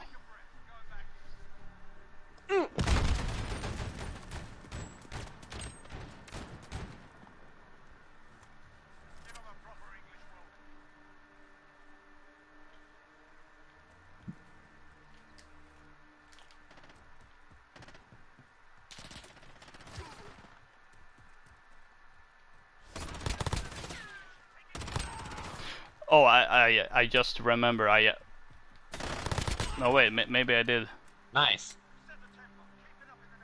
Yeah, that was actually really good, surprisingly enough. Oh yeah, that looks like COD gameplay right there. Yeah. Oh yeah, I think this may have also spawned from me saying that, oh, like if you're gonna get Battlefield 5, I would say like at the earliest probably when they release the Pacific DLC, because I hope that's gonna be the Geonosis and Capital Supremacy for Battlefront 2 moment. Yeah. But then I remembered, oh well, that's also this fall when this game has been released, and Star Wars Jedi Fallen Order has also been released. So yeah. Probably a bit later, but that's probably good anyway, since that way we will know whether the game still has a lot of technical issues. Call of Duty usually launches pretty well. It doesn't really usually have rocket launches like a DICE game does. Yeah. Because DICE is a wonderful dev team. They're tied for my favorite developer in the industry, right up there with Insomniac. But yeah, and it's not necessarily their fault either. It's just that their games have a history of not having Yeah. the best launches. But that's completely out of their control. That's EA's fault because they always have them rush their product. So it's like that's the thing with Dice games. Like never expect a good launch. Always wait several months Yeah. after the game's been out for it to be. And that was another reason why I was so confused and also upset with the level of vitriol Battlefront 2 was getting when it launched. It's like, oh, look at the micro. Yes, the microtransactions that they removed before the game came out were very, very bad, but they were removed before the game came out. And so, but people were still going, oh, this game's awful, blah, blah, blah, blah, blah, blah, blah. It's like, well, it's a Dice game at launch. What are you expecting? And the EA, I'm sure no one was really. I don't really think anyone was necessarily blaming Dice, but everyone was so outraged. It's like I'm not even sure why you're wasting your outrage on this. I would rather outrage over something else when this is kind of expected. I mean, yes, again, microtransactions were very, very bad, but again, the other technical issues and like the progression system, and well, I mean, and especially removing the microtransactions completely screwed up the progression system. So of course that was broken from the. Okay, we're running fists. Yeah, you switched us. I see. Yeah. I see. I didn't want to interrupt, so. Okay. I'm like, oh, this is a new one. Let's do this old school style. Old school style, I mean. Yeah, it feels like this really feels like that classic game mode or whatever it was called in COD 4, which made it feel like Unreal or it's Halo. Not a more traditional mode. Yeah.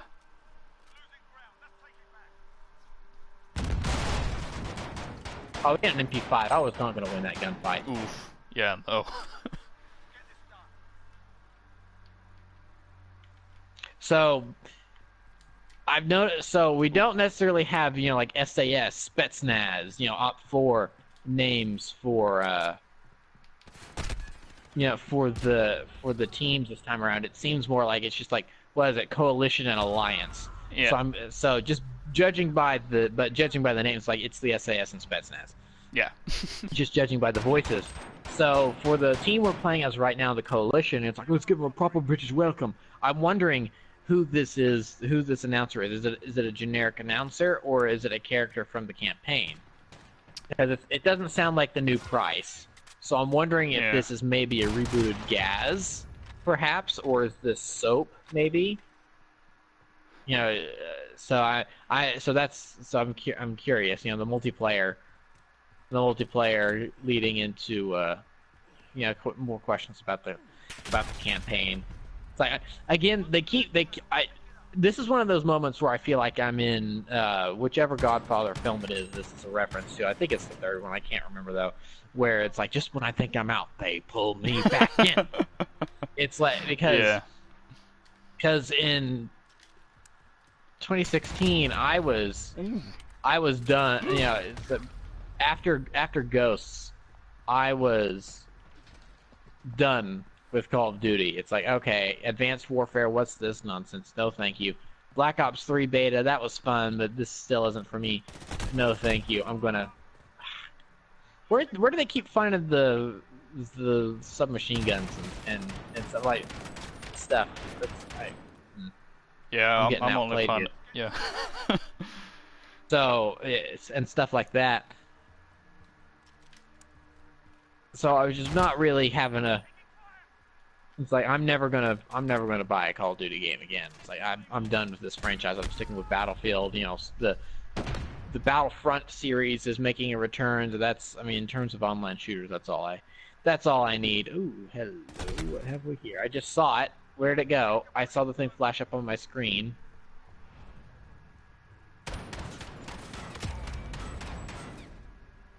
Oh, it was laying there on the floor. What?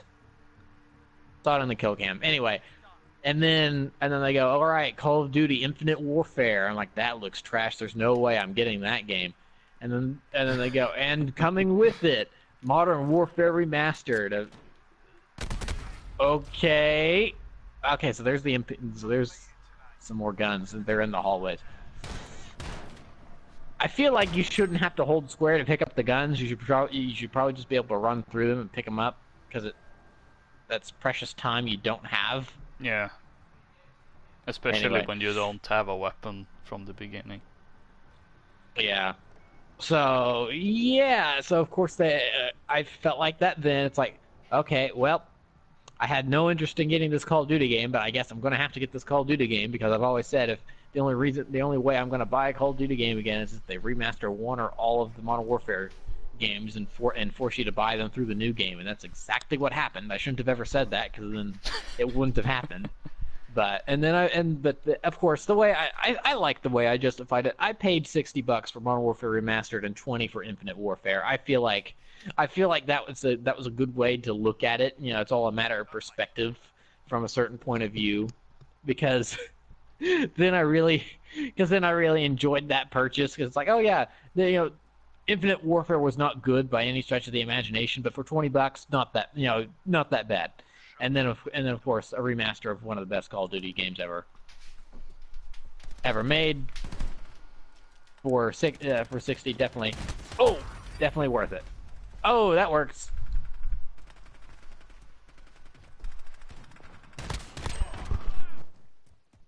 Yeah, speaking of the whole, just when I thought I was out, they're pulling me back in.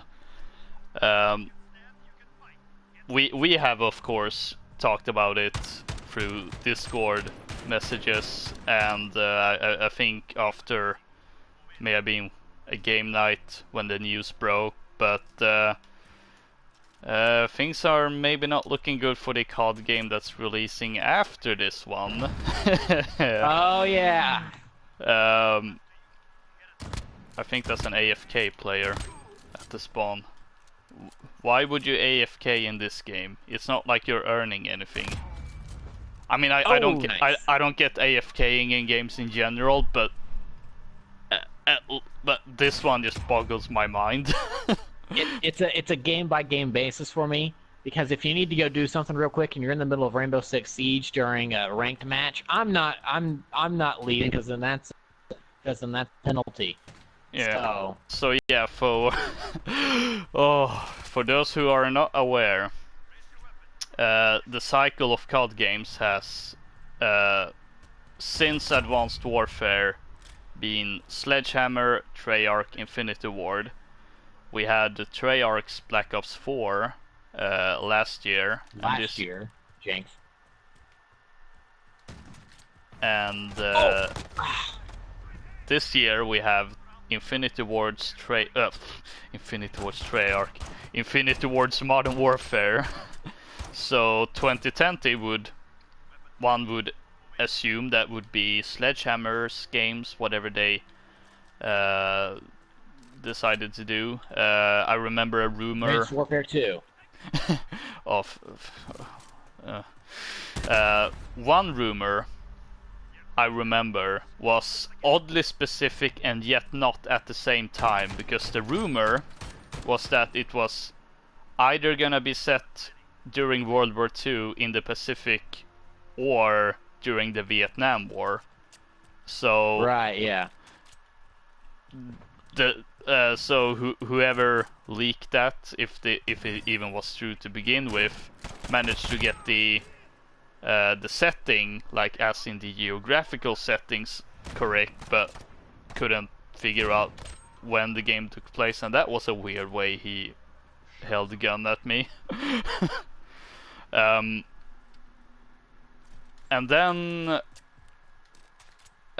news broke out live. I think it was after one of our TTV PSN fan community game nights. Yeah, I think we had just stopped streaming, and then I pulled up my phone to check what news I missed. I'm like, oh, hey, I should have checked this during the show.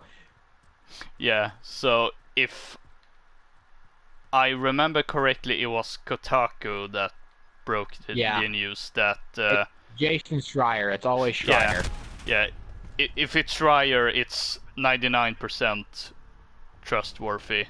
That's based on my experience with him. Hmm. So he broke the news that the 2020 Call of Duty release were being co-developed by Sledgehammer and Raven Software. Now, it's interesting in the sense that Raven, of course, has always been a support studio for basically every COD game. If I'm not mistaken, they actually developed the Battle Royale mode for Black Ops 4, and they Wouldn't also surprise me. and they also made actually the best game mode from World War II called War, which is well well uh, well Self-explanatory. yeah, it was a really good game mode, and of course they did the Modern Warfare remaster.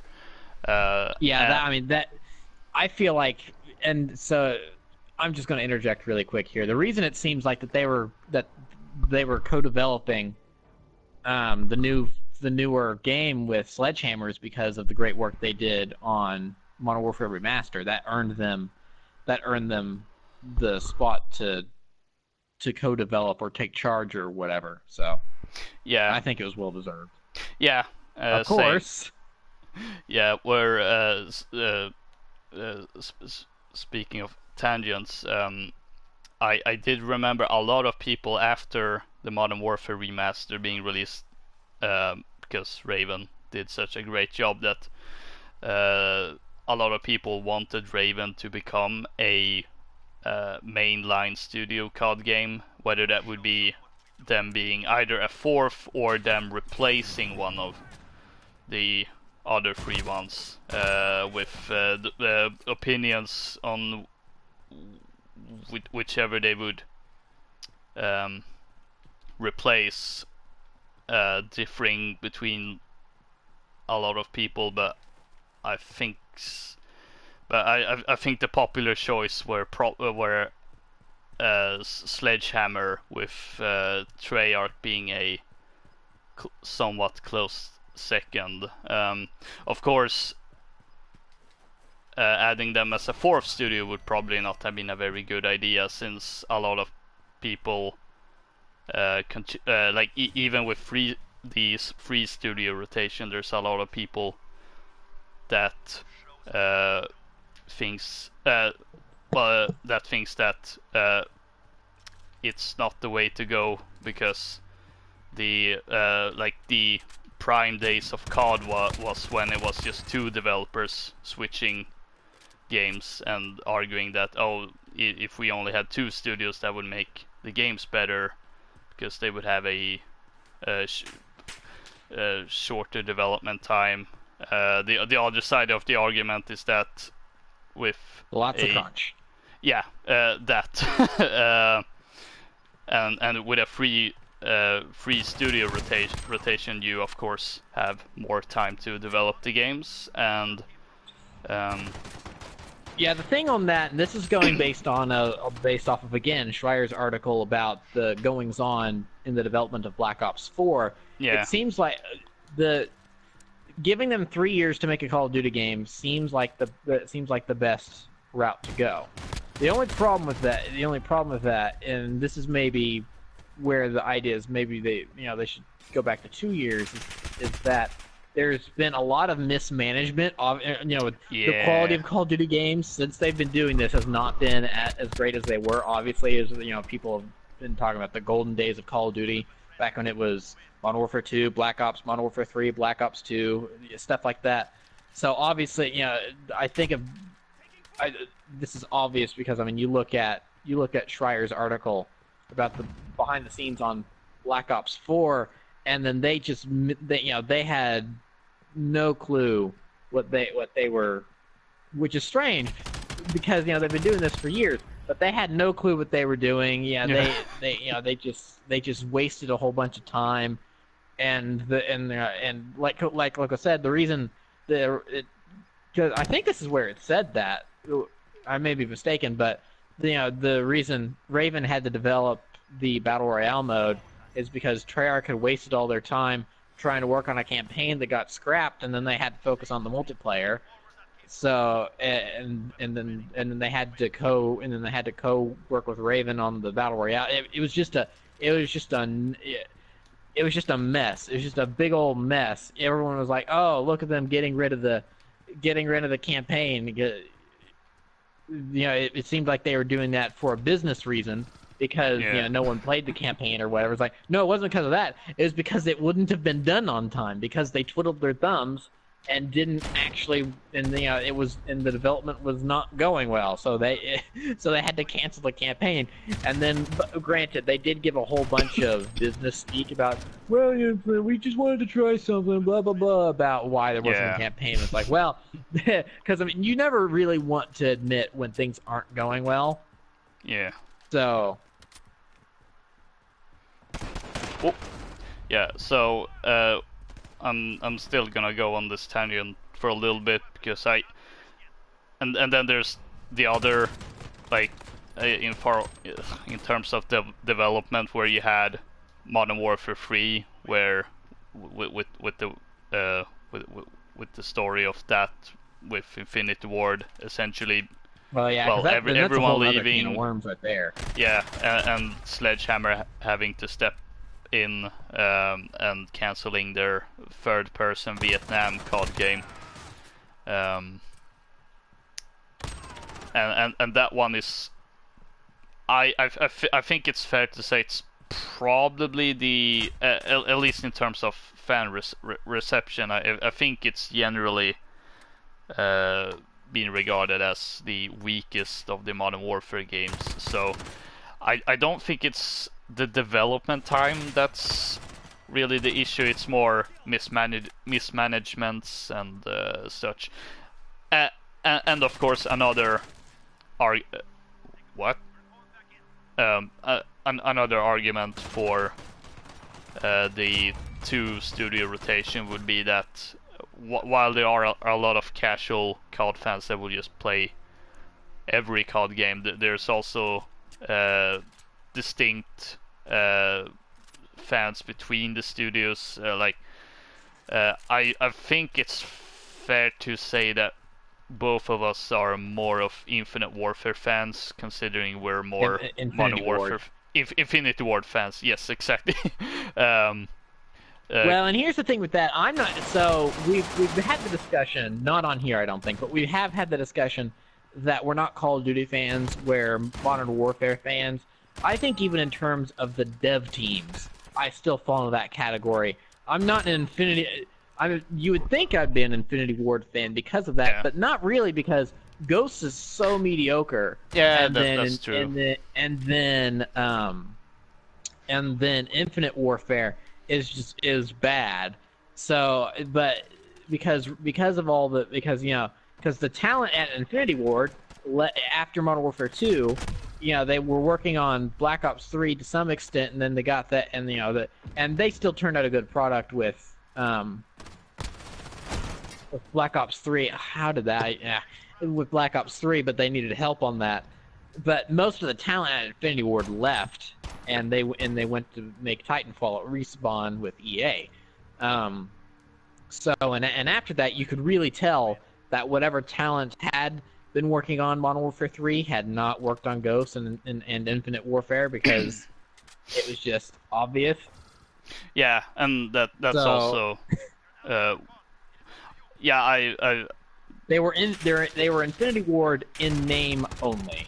But that's one of the exciting things about this game is that it is a let's get the band back together moment Yeah. because a bunch of people have been returning.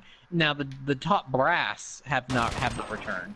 We know that much Yeah. because they're still at Respawn, but a lot of the level designers, like the guy, like if I remember correctly, looking at the list of people that came back, the guy that created the kill cam came back. The guy that came up with the idea of showing how you died from the perspective of the person that killed you, a kill cam. The person that came up with that and put it into Modern Warfare 1 it came back to the studio to help work on this game. So it is a big let's get the band back together moment here, and that's another reason why. And that no wonder we're singing its praises thus far with how it feels and Yeah. everything, because it really is, because they reinvented Call of Duty and the first-person genre when they made Call of Duty 4 Modern Warfare, and now they're maybe to a lesser extent, but they're sort of kind of doing it again here. They're Yeah. at the very least they're reinventing Call of Duty again. It seems like whether or not they reinvent the first-person shooter genre, it remains to be seen. Probably not, because you cannot, because at this point it's like it would need radical changes to really to be reinvented, and I'm not sure what that would look like. So you would really need to you would really need to change some stuff up to make to reinvent the formula. But so I think Infinity Ward now. So and this may go back to the argument of what of Infinity Ward fan may this if this game, the full thing, comes out and it turns out to be fantastic. I've been mulling this over, and I'm just going to go ahead and say it as soon as I kill this guy.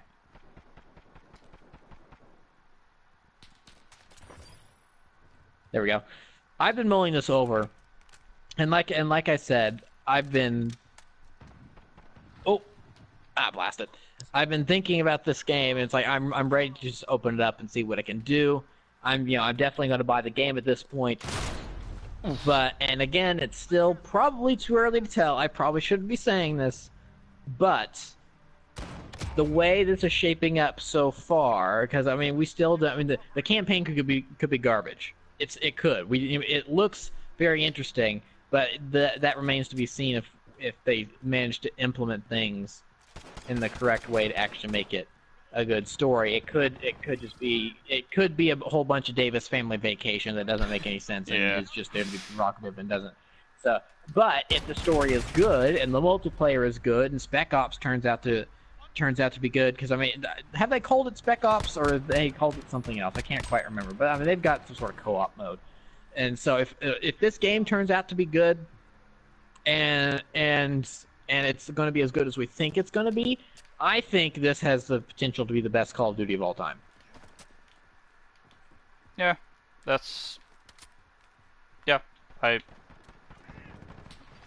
don't really have much to say about that. You don't think that's too bold a statement? Yeah, no, not really. I mean, maybe I'm sure there's definitely gonna be a lot of people that go, oh, this isn't like how I remember Modern Warfare 2 playing, and it's trash. I'm sure there's gonna be a lot of people like that, or the OG Modern Warfare. But honestly, well, actually, it may be a bold of a statement, but I don't think so, because I sort of agree with it. So.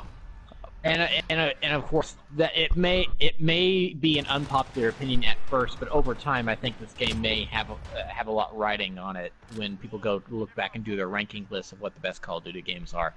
Because like I said, there may be those casuals. What about the kid that's 14 nowadays that's only played like Black Ops 2 through Black Ops 4, which is all the futuristic running and gunning stuff. And I thought I picked up that equipment, whatever. With all the running and gunning stuff and the space warfare and stuff like that, which is a very faster. You thought Call of Duty was faster in the Modern Warfare 2 days? Oh, it's much faster now with all the wall running and stuff. So It's like, this being more slow methodical may turn them off. So I think there's certainly. Oh boy, both of them are coming for me. I'm coming. I'm down.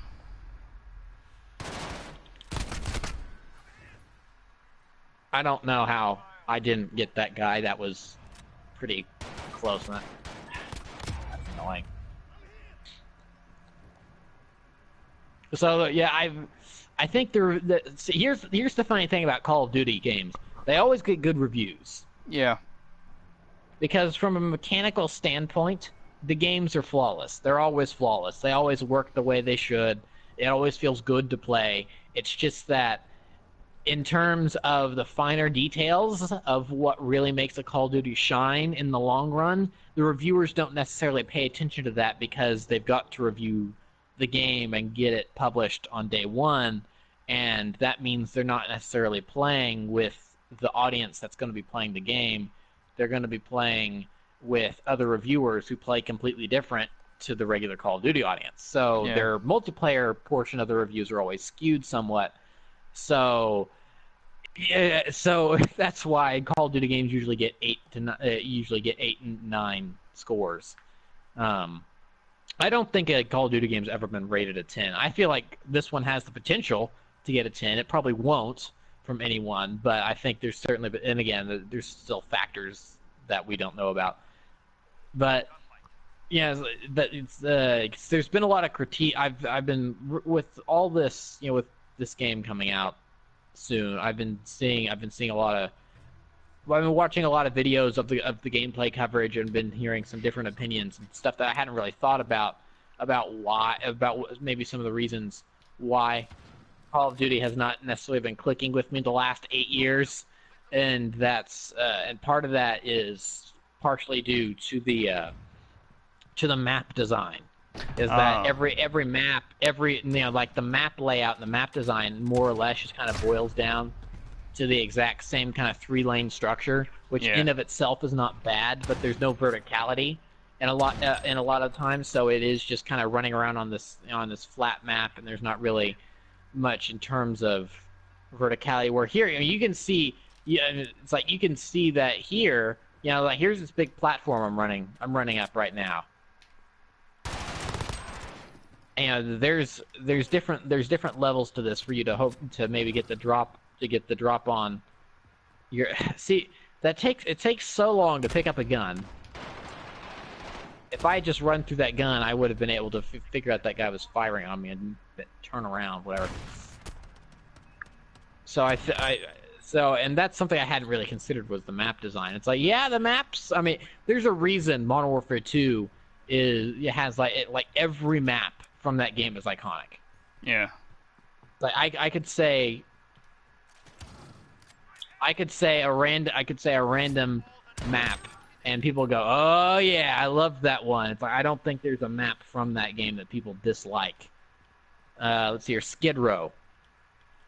That's probably lower on the list of Modern Warfare 2 maps in terms of the great ones, but that's still a good map. That's still a really good map. It had lots of different areas to run into and stuff. And okay, I don't know how that guy didn't go when you shot him point blank, but Yeah, that. Okay.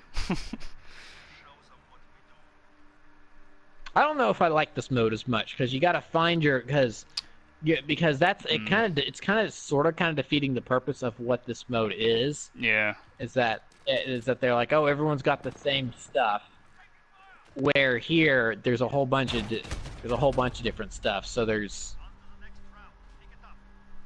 I mean, we're getting stomped. We're getting stomped here because we can't, because you ran at that guy with a pistol and he had a much better gun, where when we were playing earlier, everyone had the same weapons. So yeah, I feel something like this would work better if it was just a regular team deathmatch type of mode. So yeah. Do we want to go back to the regular gunfight after this match? Yeah, that would work for me. Yeah. What were you going to say? Anything else before I'll try to steer us back to the topic of 2020 COD. Oh yeah, we were talking about that, weren't we? Because no, I don't think so. I think I pretty much said what I was gonna say on the subject. Yeah. So to do some to backtracking. Yeah, do some backtracking. COD 2020 would be co-developed by Sledgehammer and Raven Software, and apparently their game was gonna be set sometime during the Cold War, based on the info that the Kotaku article released. However, there seemed to be a lot of, I guess, heated disagreements between both Sledgehammer and Raven, to the point where Activision actually had to step in and release both developers from the development of COD 2020. Um, so I don't know what they're doing right now. I mean, Sledgehammer has released some new weapons for COD World War II not long ago. So I don't know if they're looking at maybe supporting that game more. Raven is probably gonna help continue supporting, work as a support studio for Black Ops 4 and presumably this game as well, but they're not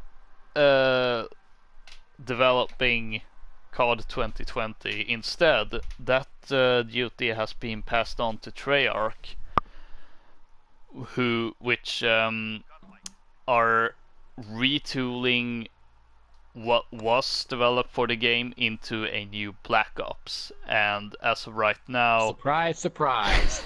yeah, and as of right now, there there's two ways this new Black Ops could go. Either it's gonna be Black Ops 5 with the proper Roman numerals, so it's good they've actually learned the Roman numerals this time, or it's just gonna be a reboot of the Black Ops series.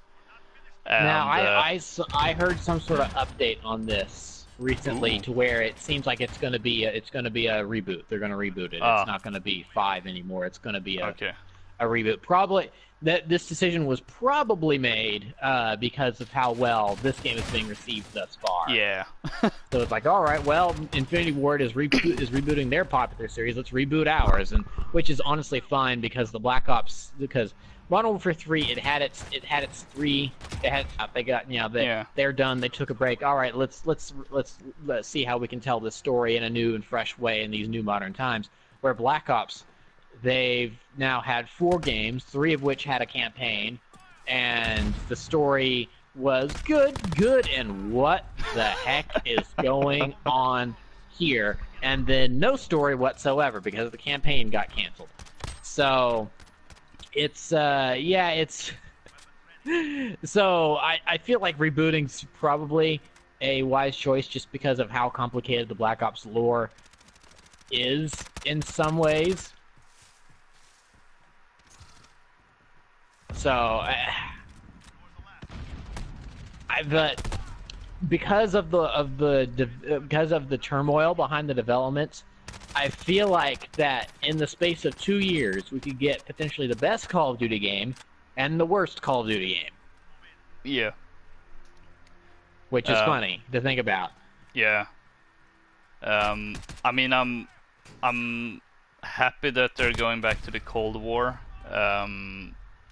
But at the same time, I don't have a lot of faith in Treyarch these days after Black Ops 4. And I mean, considering the development of Black Ops 4, how that went, and now they're gonna have to do that, but in a lot of shorter time. And even then, it's not necessarily an idea they may. I mean, maybe they were planning on returning to the Cold War anyway. So they're just doing it a year earlier than they planned, but yeah. But at the same time, it's essentially, oh, we're picking up not necessarily where the other studios left off, but they're retooling a lot of their stuff. So that's also one of those things. Like, how much do they really care about this one as opposed to previous ones, where they essentially are like, okay, this is the thing we have to do. We don't have any choice switch. about the setting, as opposed to whenever Treyarch has developed their previous games, where I'm pretty sure they've been in full control of what they've been wanting to do. Yeah, So, more than ever now, Treyarch also has to work with the constraints because they're also using what Sledgehammer and Raven had already co-developed. Yeah. So that means they're also they can't make their own complete unique story. They've also got to reuse the assets that already exist, and who knows how. And that may not be much. It actually may be a considerable amount. We don't know.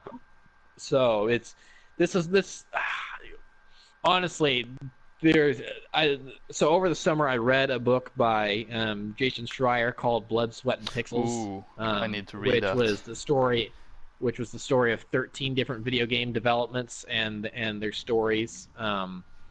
One of which was Star Wars 1313, which was a game that has famously never come out. It'll never see the light of day. Yeah. So it was interesting to see some of the backstory behind that. And so one of the, if I'm remembering, one of the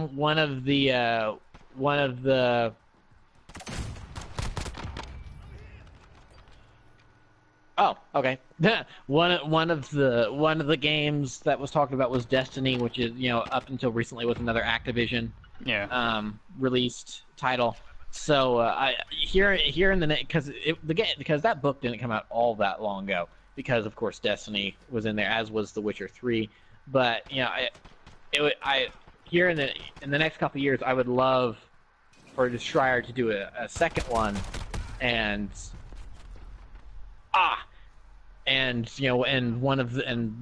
by that time one of those stories be about the development of the Black Ops 5/reboot game. Yeah. I feel like that's a story that could be a movie even.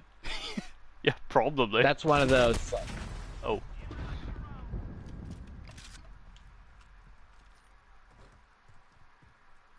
Because that was.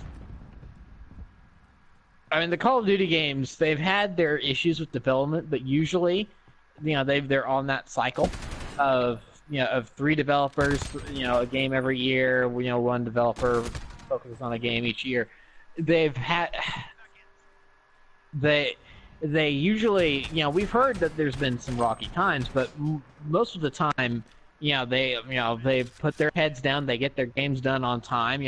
The community receives them the way they receive them, and that sometimes comes down to just the age of the fans and the fact that new ones come in and they don't necessarily like the same stuff that the old ones like. So that was a smoke grenade.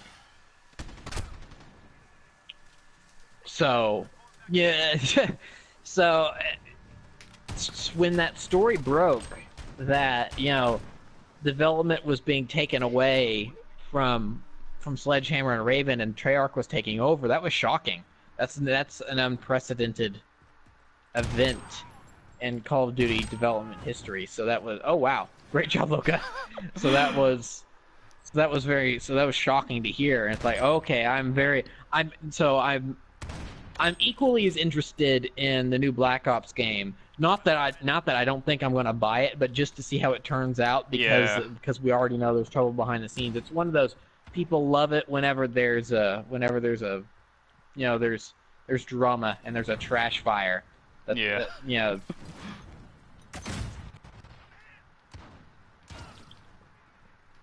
So. But you know what? Sometimes these rocky developments are also just the kind of pressure that dev teams need to turn out a really, really good product. So while the potential surely is there for a 2-year radius for there to be the best Call of Duty and the worst Call of Duty released back to back, I think there's also potential that in the space of 2 years we enter a new golden age of Call of Duty, where Modern Warfare reboot is released and it's fantastic and it's one of the best Call of Duties ever released, and then the Black Ops reboot is released and it's one of the best Call of Duties ever released. I think that potential is absolutely there. So it'll be interesting to see what we're talking about in a little over a year's time with the new Black Ops and where things are going with that on potentially new consoles. Yeah, that as well. Because that may be another reason for the problems with development on the new one, is that it's probably going to be one of those cross generational games where it's made for both the old and the new systems. Yeah. So that may be one of the problems because they gotta have like PS5 and Xbox whatever number they're going with next time dev kits in the office, and they're probably developing for that because both companies have admitted that the new consoles are real. Yeah. It's just a matter of the official reveals at this point. So, and that's the nice thing about PlayStation. They go with numbers. PlayStation 1, Yeah. PlayStation 2, PlayStation 3, PlayStation 4. Next one's probably going to be PlayStation 5. Where with Xbox, it's like, oh, the Xbox. Okay, what's the next one going to be? 360. Okay, whatever. And then okay. So if they just go up numbers, is it going to be the Xbox 720? No, wait, the Xbox One? Huh? Wait, what are you guys doing? Now it's just confusing when we talk about the original Xbox. What are you guys doing? And then, not that Nintendo's any better, because Nintendo doesn't have a naming strategy at all. They go from the Nintendo Entertainment System, which is pretty straightforward, the Super Nintendo Entertainment System, which again, pretty straightforward. It tells you what that is, and then they go. What was after that? Then the Nintendo 64, which made sense because of the graphics were changing to 64-bit, and but then they go to the GameCube, which okay. So it's called the GameCube just because the console is a cube instead of a box like previous. All right, I guess that makes sense. And then we get the Wii. And then we get the Wii U. Yeah. And then we get the Nintendo Switch. So, Nintendo doesn't have a naming convention, so to speak. Hey, and the clutch victory. Nice. So Xbox, granted, Xbox has only released 3 consoles compared to Nintendo and PlayStation, so. But granted, they don't really, neither side really has the best naming conventions. It's like, let's just be simple and call it 1, 2, 3, 4, 5. Yeah. Well, but granted, Sony's handhelds are another matter because you got the PSP, the PlayStation Portable, makes sense, and then you got the PlayStation Vita. Why is it called a Vita? No one knows. Well, and ironically, PlayStation Vita means life, and it died a very premature death. So, unless you really like Japanese games, because yeah. Square Enix, for instance. Like, there's always some sort of Japanese game releasing. I mean, fairly I could not regularly. believe that at E3 this year, the Vita logo was on an E3 stage at Square Enix's stage. It's like one of their Japanese games is coming to Vita, and it was I actually yelled for joy. It's like, hey, it's the Vita! Yeah, Vita lives. It's not dead yet. So that was really funny to witness. So that was the funniest takeaway a lot of people had in the gaming podcast I listened to. It's like, oh, actually, it's like, yeah, Avengers gameplay, but actually, I think the biggest takeaway from the Square Enix stage was the fact that they had the PlayStation Vita logo up there. So, going back to Black Ops 2020 for a little bit. So something else to that was kind of funny in that we got this breaking story from Kotaku about Black Ops or COD 2020 before we even knew what COD 2019 was gonna be. I mean, at that point there was nothing official, like there weren't any leaks. It was just pure speculation at that point. Admittedly, everyone was speculating that it was gonna be Modern Warfare 4, like we did as well, but there was nothing substantial to base it on aside from just, well, it would make sense. Common sense in some ways. Yeah. It's the same thing with the Obi-Wan Kenobi TV show. No one knew they were going to make an Obi-Wan Kenobi TV show up until yesterday, but it was such common knowledge that they would do them because people wanted that the idea that this is such a popular idea that they would do it, that they kept thinking about it when there was no concrete information on it whatsoever, but everyone kept treating it as gospel. Everyone kept going, oh, there's word that an Obi-Wan Kenobi solo movie has been canceled because the solo movie didn't do so well, and it's like, no, that's complete conjecture. There's no sources for that or anything. You know, people are just completely making that up, and it annoyed the heck out of me. Yeah. But but yeah, that was. But now it is officially real, so now people can conjecture all they want because it's actually real. So now the rumors can start, and well, I wouldn't say rumors, but speculation can start, and I'll be fine with it. So yeah, that actually legitimately annoyed me. Is that we got information on the new Black Ops before we got information on the next Infinity Ward game. It's like, well, okay.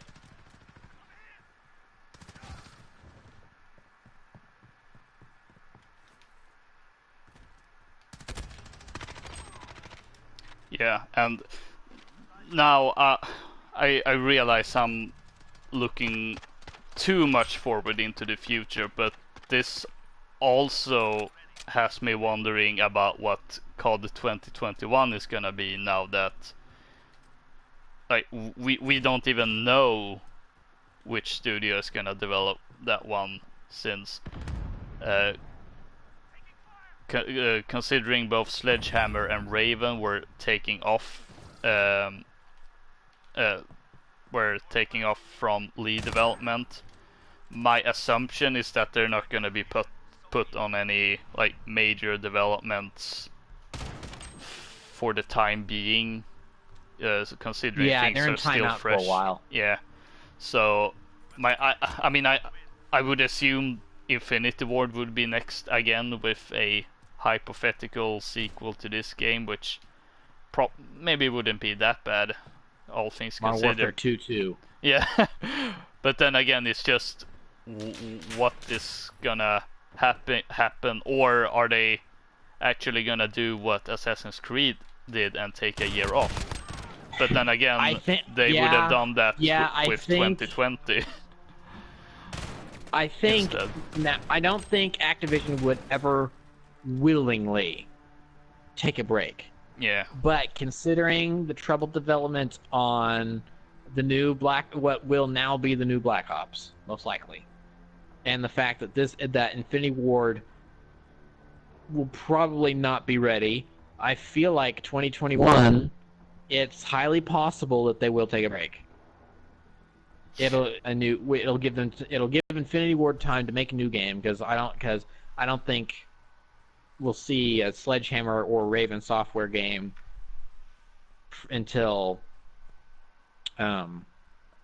probably 2022 at this point, because again, like you said, like we've been saying, they're in timeout over this mess. So I mean, it would give Infinity Ward time to make another game. It'd be good PR, because it'd be going, oh look, they're taking a cue from Assassin's Creed, and they're taking a little break to work on their games and maybe change things up a little bit.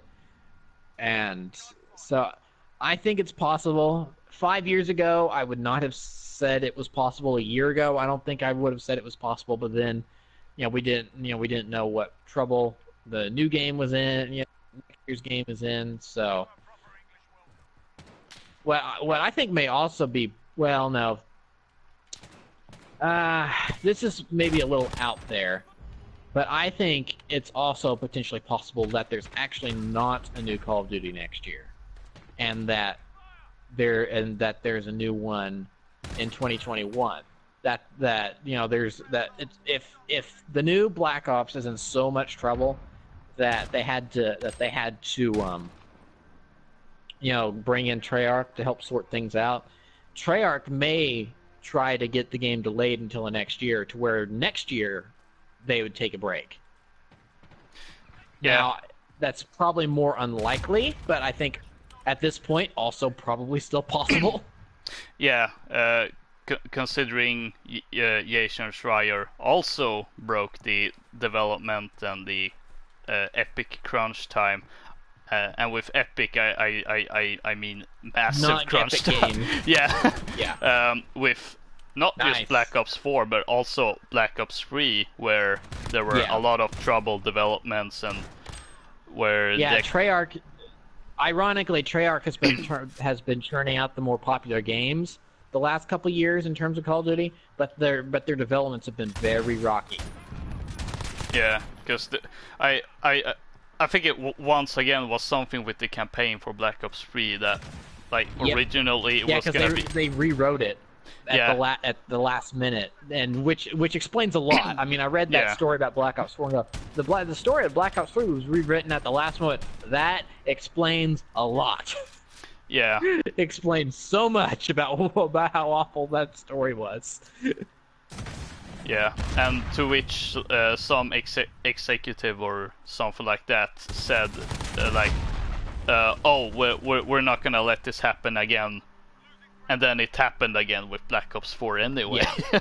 So I could so we're not definitely gonna let this see. happen again. We're not gonna let this happen again. You're kind of in trouble here, Treyarch. Don't let it happen again. Oh wait, it happened again. All right, we're gonna make it battle royale. Don't let it happen, Treyarch. Oh wait, now Raven and Sledgehammer are getting into it. So now Treyarch, we need you to come in because Infinity Ward, the team that made Ghosts and Infinite Warfare, are the only ones doing a good job right now. So that's the state of Call of Duty, everyone. Yeah. On the flip side, however, I could also, like, I again, called taking a break. Like, it's only at this point where I could actually. How much health did that guy have? I hit him like 4 times. It doesn't say anything on the kill cam either. Yeah.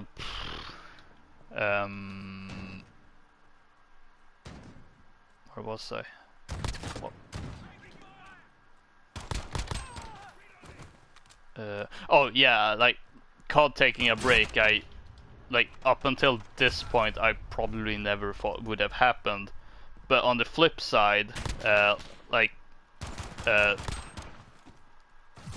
even when Ubisoft did it, they, well, Yeah, I didn't think that was possible either. yeah, and then it happened and everyone was surprised. However, Ubisoft was and still is in a bit of a different situation in that they also had a movie coming out, so even if there was no Assassin's Creed game, there was still Assassin's Creed story. content. Yeah, exactly. Yeah. And B, they also have the a lot movie of. not that bad. I still haven't seen it. I wouldn't recommend going to see it, but honestly, as a movie representation of what Assassin's Creed is, not that bad. Yeah. Because especially for Assassin's Creed then and not what Assassin's Creed is now, because nowadays they've completely removed anything about a present day storyline. Where back when the movie came out, that was still a little more prevalent. So for a movie reflecting what Assassin's Creed was then, it was too much present day stuff, not enough, not enough on the old timey stuff, and that's exactly what the movie is. So it's like, oh yeah, no, that was pretty faithful, honestly. Yeah. Although I think at this point I would prioritize the game, since I to this day still have only played the first one, but well. But yeah, the movie being one other one factor, the other factor being that Ubisoft of course also has a lot of other franchises like the Tom Clancy brand and Far Cry and Watch Dogs. That's a great way to put it, Tom Clancy brand. Yeah. Because within Tom Clancy, you've got so many other franchises themselves. Rainbow Six, Ghost Recon, there's probably more I'm forgetting. Splinter Cell. Splinter Cell, yeah. Those three being, well, and the Division. And the Division, yeah. I always forget about the Division. Yeah. Whereas Activision, what do they have besides COD? Nothing. Literally, at this point, the Skylander stuff, which is taking a break, but other than that, they've got literally nothing. They did have Destiny, but they let that go. Yeah. They did have the Transformers license, but then Hasbro took that away from them. Yeah, they don't really have much. They don't have the Star Wars license. That belongs at EA. So Activision is well. The thing though is that Activision also owns Blizzard. That's true. That's true. So they've got, so technically speaking, they've got Overwatch and Dota, I think, and stuff like that. I think Blizzard does Dota. So and then No, that means that's they've also got That's Valve. They do have that's Valve, I think it's called Heroes of the Diablo, Storm and and Diablo. then they've got yeah, because they've got Diablo. You guys got phones, right? So so Oh, I mean, so they've so on that side of things, they've got more stuff, but just Activision, just as the name Activision, yeah, they basically only got COD. yeah. So I think now were they Guitar Hero? Were they Guitar yeah, Hero they guys? had They may Guitar have that. Hero. Yeah, They but I had mean it. that's a dead franchise at this Yeah. point. They tried to revive that, and Mad Catz tried to revive Rock Band a couple years back. That didn't go over so well. So And we can't forget Tony Hawk, especially the last game. yeah, I mean, and see Oh, that's the thing is that people always ask EA to make a new skate game, and yeah. and Activision has the Tony Hawk license still for some reason, even though they haven't made a game in like 10 years. So I mean, I don't know why they don't make a new Tony Hawk game and try to bring over some of those people that have been clamoring for a new skate game. But oh well. So Activision's of it. I mean, I mean, we've had this conversation before, of course, but it's like, in terms of the publishers, Ubisoft is probably the best, and then EA is somewhere in the middle, but then Activision's probably just the worst. Yeah. I'm kind of unpopular, but I hate Activision more than I hate EA.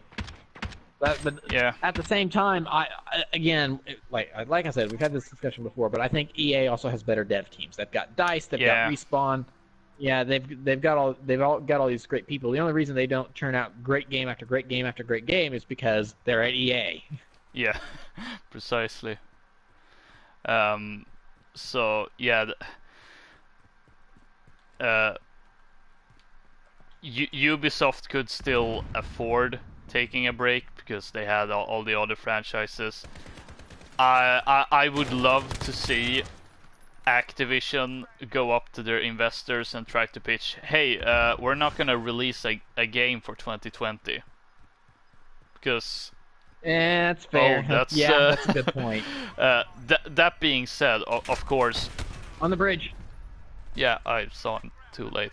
Of course, we do live in a time where microtransactions are everywhere for the major games. So of course, it's not like they couldn't earn any revenue during 2020 or 2021, depending on when they would take the proposed break.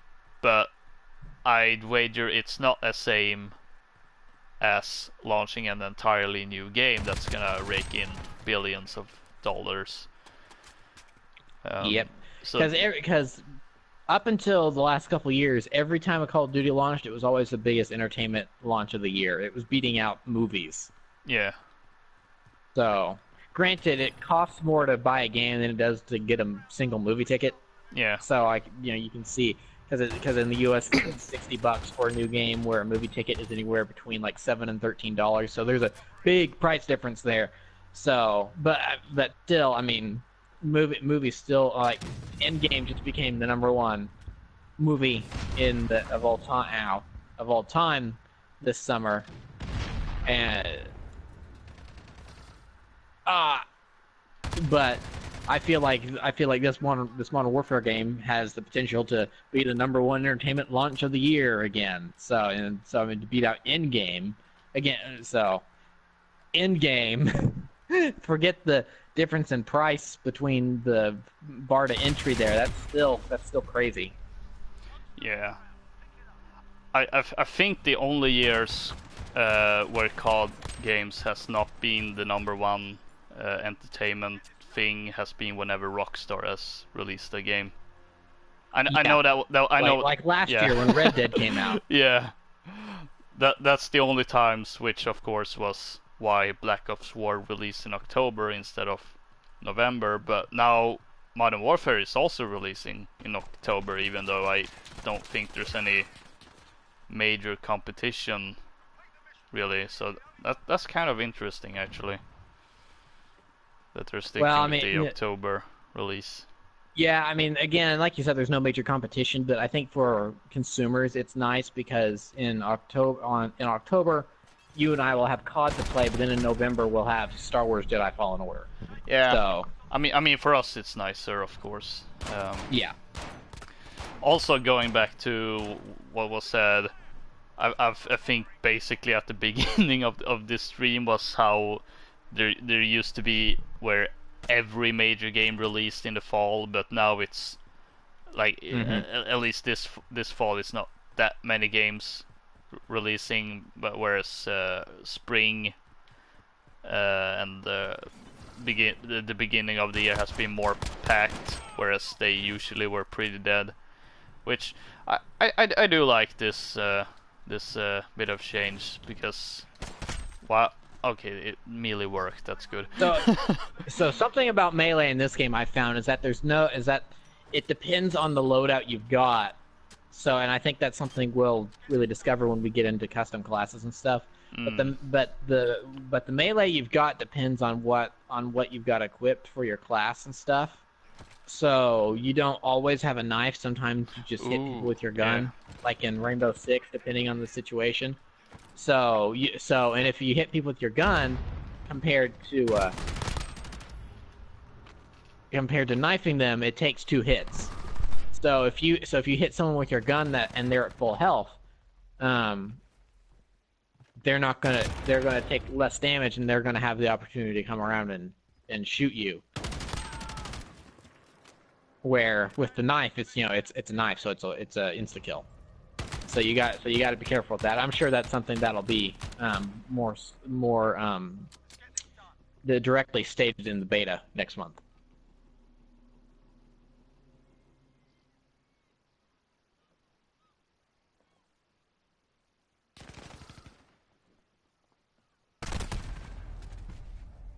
Ooh, they finally won one.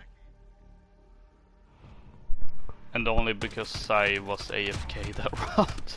Oh, where did you go? You were just there. Yeah, people at the door. Ah, I still listened to what was being said, though I just couldn't say anything back.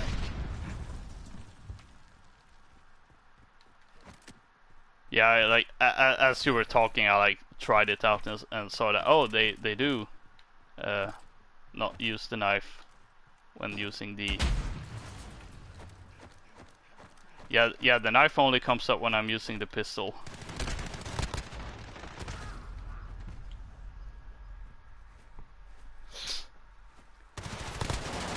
But yeah, it's nice to not have one part of the year that's jam-packed with a lot of high-profile games and have them more spread out throughout the year nowadays. That's good.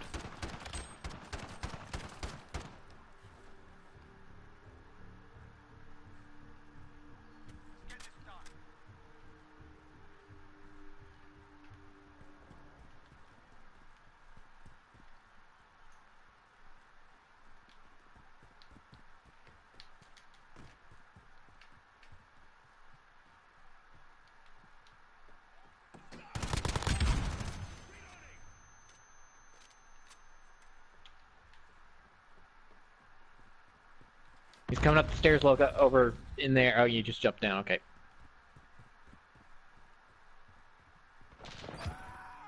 Got him.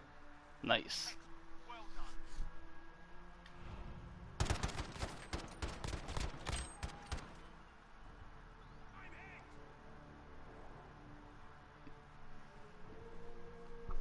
Oh hey, we won. Yep.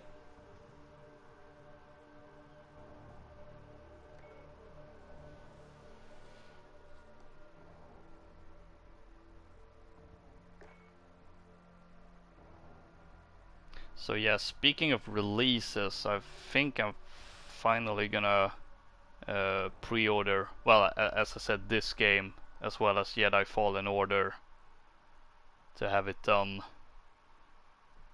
And then I'm also looking forward to Doom Eternal this fall. However, there are two things that concerns me. One, it's released literally a week after Jedi Fallen Order, so I don't Ooh. know if it's really worth jumping on that train, because as I think I've said on some earlier stream, I made a huge mistake earlier this year by like, oh, this game, oh, here's an offer to pre-order this game for $50. I'll do that. I'm sure I'll get around to that, and I haven't gotten around to, well, really only one of those games that I pre-ordered, and I'm thinking, oh, I'm gonna be stuck with these probably until Modern Warfare releases.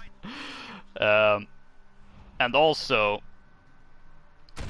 because while the game looks really good, I am concerned considering what happened with the latest Wolfenstein game. I know it's not the same developers, but it's being published by Bethesda as well. And I think I heard something about there being probably some sort of microtransactions in it as well, but I don't know what exactly it is. I don't think there's any info Yeah, on Bethesda's that. kind of fallen from grace very, very quickly. Yeah, and that's really unfortunate, because there was a time when I thought Bethesda, both Bethesda Game Studios, the developer, but also Bethesda, the publisher, were doing Oh, pretty. what? Oof. That should. It didn't even register that I fired my weapon in that kill cam. Come on, I shot him straight in the face. That's not good. Because yeah, like Bethesda Game Studios, speaking of favorite developers, for the longest time I consider Bethesda Game Studios one of my favorites, because I really loved both Oblivion and Skyrim. And then a few years ago I went to Fallout 3, and while it's not quite as good as those other games, but I still really liked it. But then, like, following Fallout 4, which, I mean, that one got great reviews as well, but there seemed to be more of a general. There's more a sense of more of the same with Yeah. Fallout 4. Yeah, exactly. And then, of course, Fallout 76 happened. Bethesda was on cloud 9 up until 76, and then they've just been in a death spiral ever since. Nothing they do is correct after that. And they also released Elder Scrolls Blades, which, admittedly, not a bad game. It's a decent phone game, but a lot of people are not happy with the way microtransactions work. And while I haven't gotten to that point yet, I like, even within the first hour when I tried the early access, I definitely could see where the microtransactions were heading. I'm like, yeah, no, I'm not really into this. I mean, I would be into the game if it had a better monetization system. And then there's also Bethesda, the publisher, because I think they seem to be doing a great job with the new Wolfenstein games, and Dishonored and Prey and the Doom reboot. Speaking of reboots, that looked at what the original game did and tried to recreate it, but in modern times. So they were doing really well. And then it kind of went downhill from there after their whole Save Player One spiel they did in December 2017, I want to say, only to be followed by an E3 that was essentially, here's a lot of multiplayer stuff. Yeah, because their first E3 showing, I remember being pretty well received. It's like, what, Bethesda E3? That doesn't happen. And then that was pretty well received. Then the year after that, they were kind of well received, and then I guess it was last E3. They had some multiplayer stuff, but it was like, all right, yeah, I mean, they're experimenting. It looks Yeah. interesting, and then after that, it's been a whole bunch of, oh, Bethesda, what are you doing? What are you doing? Yeah, because of course the aforementioned Fallout 76 and the last Wolfenstein game, which hasn't been received that well, since it also turned into a bit of a live service, so to speak, that apparently plays like Destiny with bullet spongy enemies, which the previous games didn't have. So now I'm just, I don't know what you're doing anymore, Bethesda. I don't know if I can trust you. So, I'm still holding out hopes for Doom Eternal, but I don't know. I'm more. I It wasn't Oh, that. hey, that works. Nice. It wasn't that long ago I actually considered Doom Eternal like one of the top 3 games I'm looking forward Look at the to. gun. And now it's just, I don't know, I'm feeling more caution about that game than excitement, and that's not what I want to feel, but it's what I'm feeling because of what they've been doing lately. So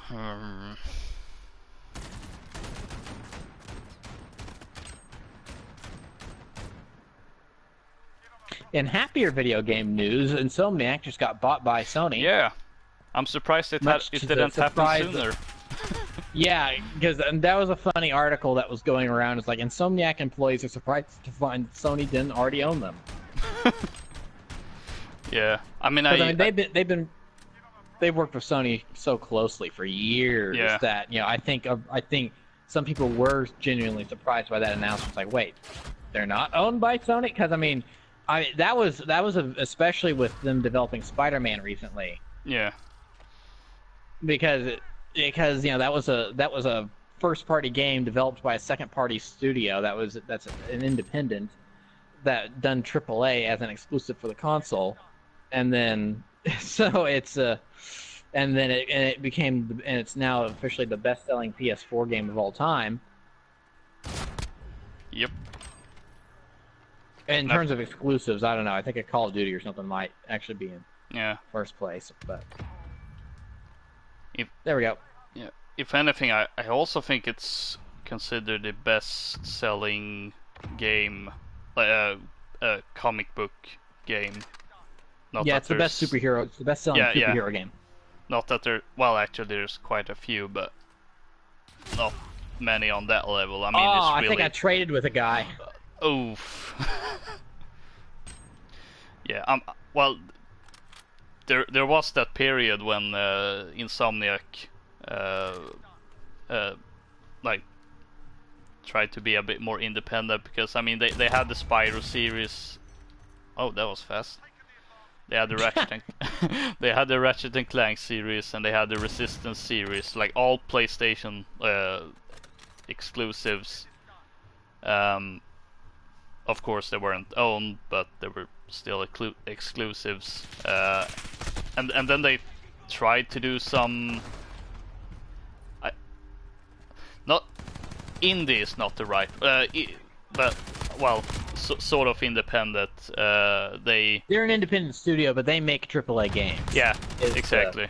It's the thing with them. So they were trying to make some AAA games for other publishers, and I think they learned that it just didn't exactly turn out the way they wanted it to.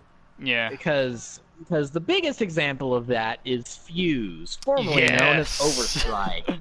I was so excited for Overstrike, and then one day the finger snapped and it's Fuse, and it's a gritty, dark, M-rated game from EA. It's like, wait, hold on, where's the Insomniac charm here? Because that original teaser trailer was filled with the typical Insomniac charm you expect from them, and then the final game had none of that. I've never even played the game. I just remember watching stuff of it on YouTube. I'm like, oh, this isn't good. And I remember there's an IGN video. I haven't seen it. I only saw it the one time, but but it's an interview with I'm pretty sure Ted Price, the whoever directed the game, and someone from IGN, and they were playing through one of the early levels of Overstrike. And just from the way Ted Price and the game director were talking, you could tell they're like, "We're not happy with this. This is not what we Yeah. wanted to do. EA kind of forced us to do this. It's like Yeah. we don't like them anymore." So it's that's unfortunate, and it's funny because Overstrike was going to be a thing, and then it got changed to Fuse, and then Overwatch became Yeah. was becoming a thing, and I'm like, wait, hold on, isn't that Insomniac thing that got changed to Fuse? Are they getting a chance to actually make that the way they want? Because it sort of kind of from an early teaser trailer standpoint, sort of kind of had a similar aesthetic. So Yeah. I was a little bit confused at first about what that was, and then of course they made the Sunset Overdrive with Microsoft. I think they enjoyed making Sunset Overdrive. I think they like Sunset Overdrive. I'm pretty sure they own the IP, even though Yeah. Microsoft owns the publishing rights for that first game. But I think there's still something there's something with that to where they're like, yeah, we just didn't really, we enjoyed the game, but I don't think they really enjoyed working with Microsoft all that much. And so I mean they were trying to spread their wings a little bit, which is admirable to say. And it's like Yeah. they were trying some things out with them. They're like, nah, we just had they just had the perfect partnership with Sony. It's like Sony said, "Hey, make us a Ratchet and Clank." All right, here, see you later. And then that was the extent of their, Yeah. and that was really just kind of the extent of their relationship. They said, "Hey, here's an idea. Let's make some more Ratchet and Clank. Here, why don't you guys make Spider-Man for us?" And then they would just basically show up to collect the check, but both ways. So I thinking about it, I was kind of two minds. It's like because I always kind of liked that about Insomniac, the fact Yeah. that they are technically independent. Even and it gave them the status of what I would think would be the best indie developer in the world, since they made these great games, but they're still independent. And I'm like, oh, they're going to lose that status. But I'm like, well, but now this is probably guaranteeing a lot more Ratchet and Clank, Yeah. so it's worth it. Yeah. because Ratchet and Clank PS4 became the best-selling Ratchet and Clank easy in like 3 days. Yeah. So I think they would be crazy not to make more of that.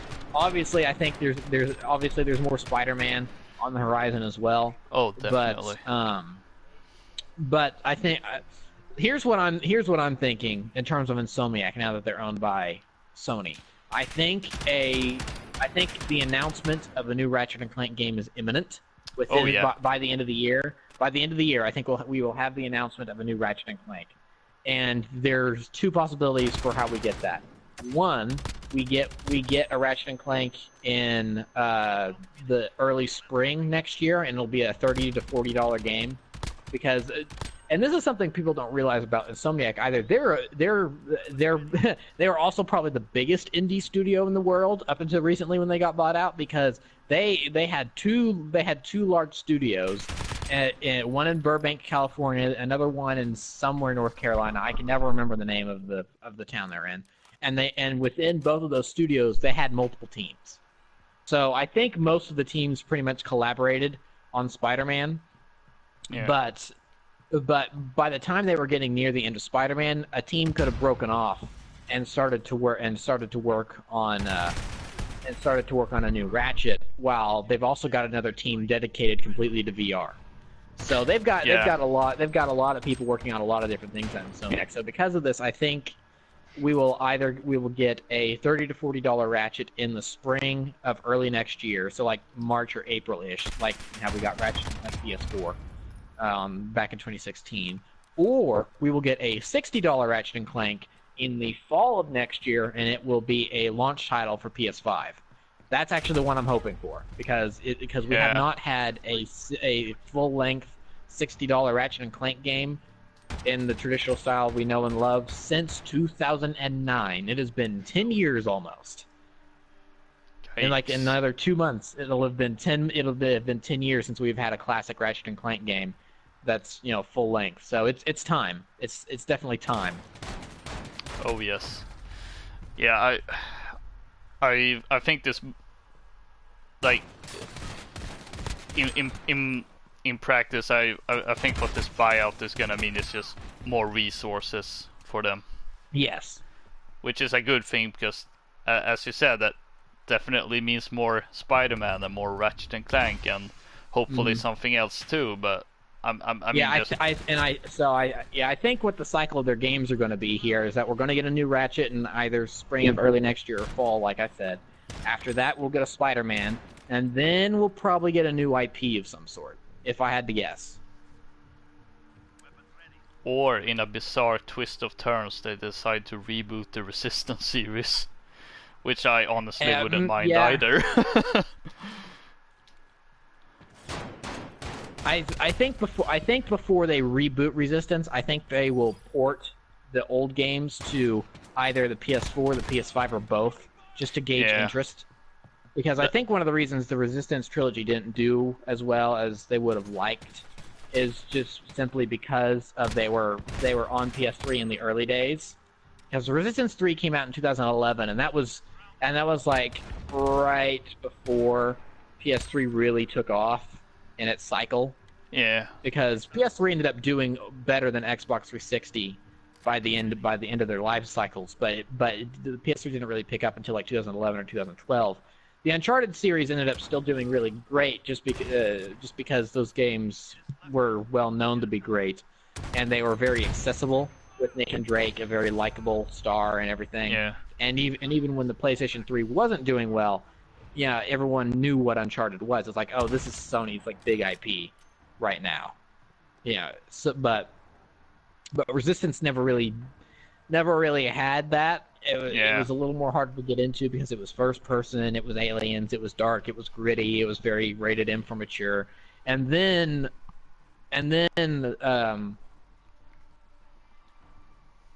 Resistance 3 also sort of kind of had some PlayStation Move capabilities thrown in, and the PlayStation Move just didn't really do well.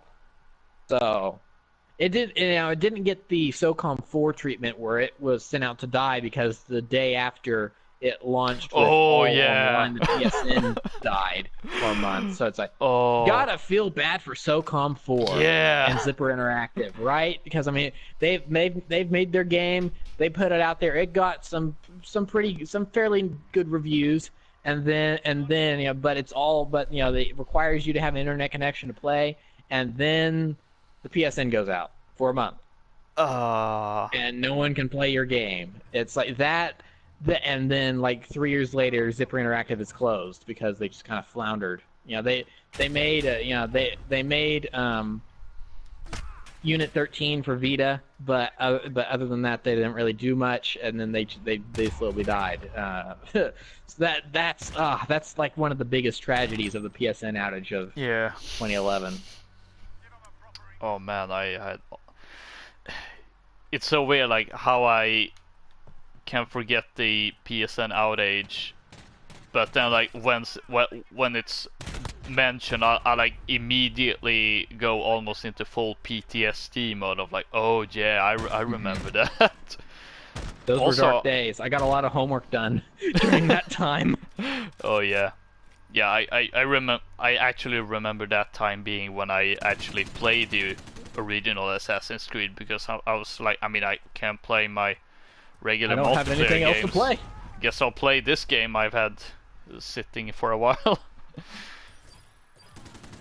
Oh, the double!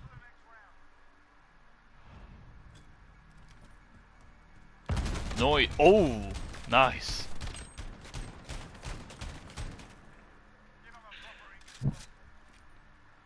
Yeah, the standard gunfight works much better for us compared to the other one.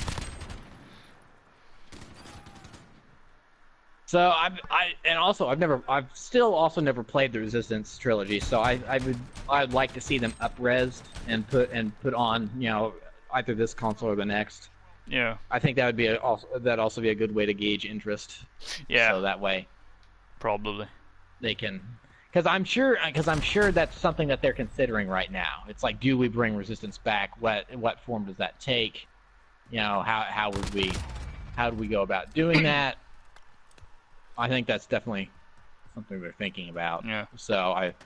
But the question is though, what the heck is Blue Point working on? They've been working on something for a while now, and all they've ever said is that it's a really big franchise or it's a really big game or something like that. They've been quiet for a while, and Blue Point's the best the best remaster team out there when it comes to bringing older games to newer systems. They did a great job with the Nathan Drake collection for Uncharted.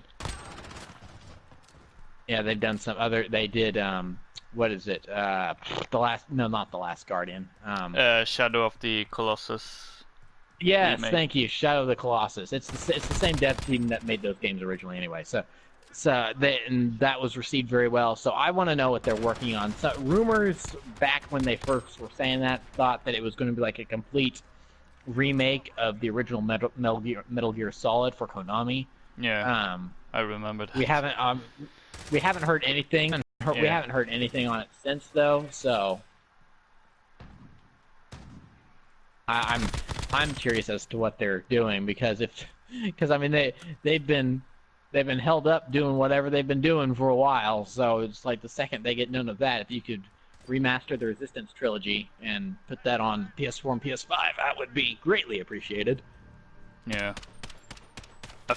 I can't remember if this was a rumor or just pure speculation, but like when I read it out, I was like, oh, I immediately want this because the rumor / speculation was that Blue Point was doing a remake of the original Killzone, which that would be cool. I don't know if that's what they're gonna do or if that's something they are doing. I don't think it's that likely, but boy did I want it when I read that.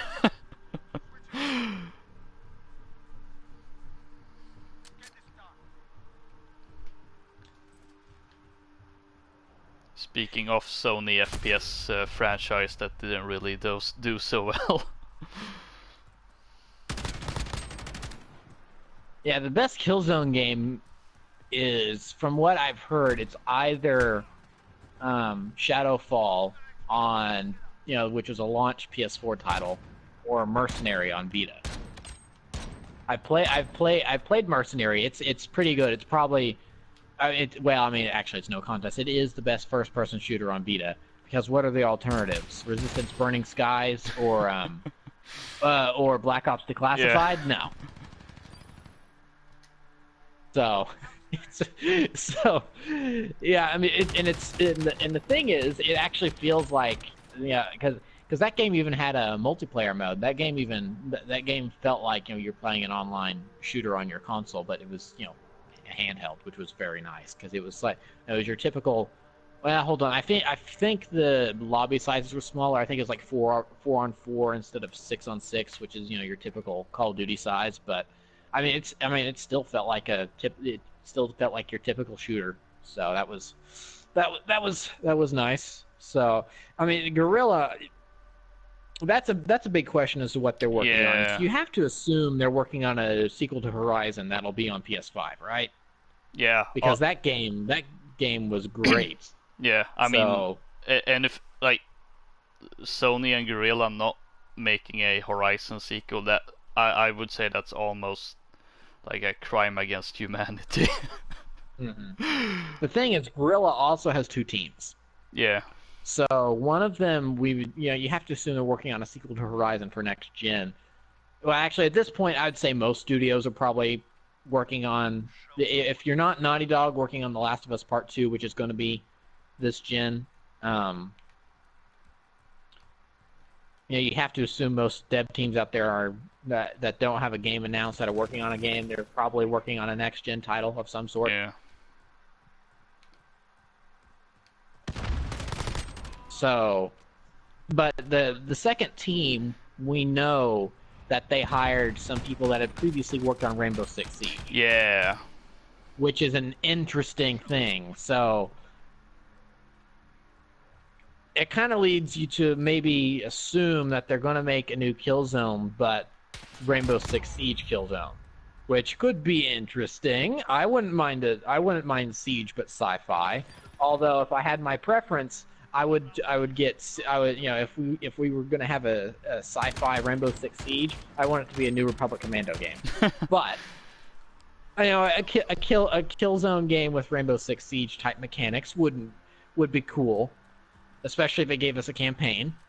Yeah. Still, the biggest problem with Rainbow Six Siege, besides caviar, is that it doesn't have a campaign.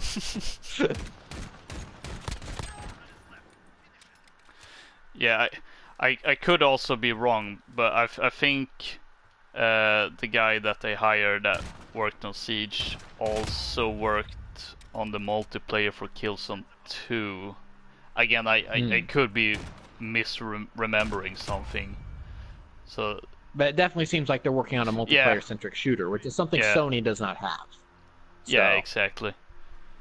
Because they're the kings when it comes to third-person action adventures. Yep. But they haven't had a shooter for years. Yeah.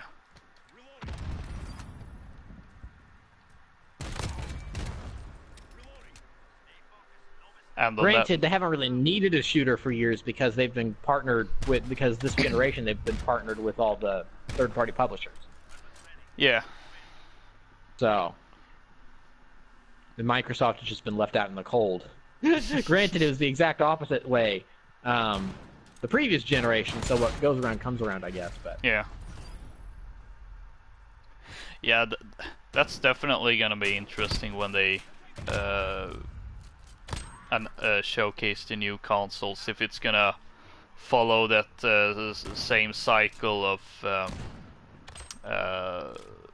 like when Sony revealed the PS3 and it was just like them being, the PS2 was super successful, we can get away with anything, which they didn't. Yes, you know, $599 You'll need a second job to afford this console, and then of course there's the hilarity that is in this video game. You'll be playing authentic Japanese battles based on Japanese history.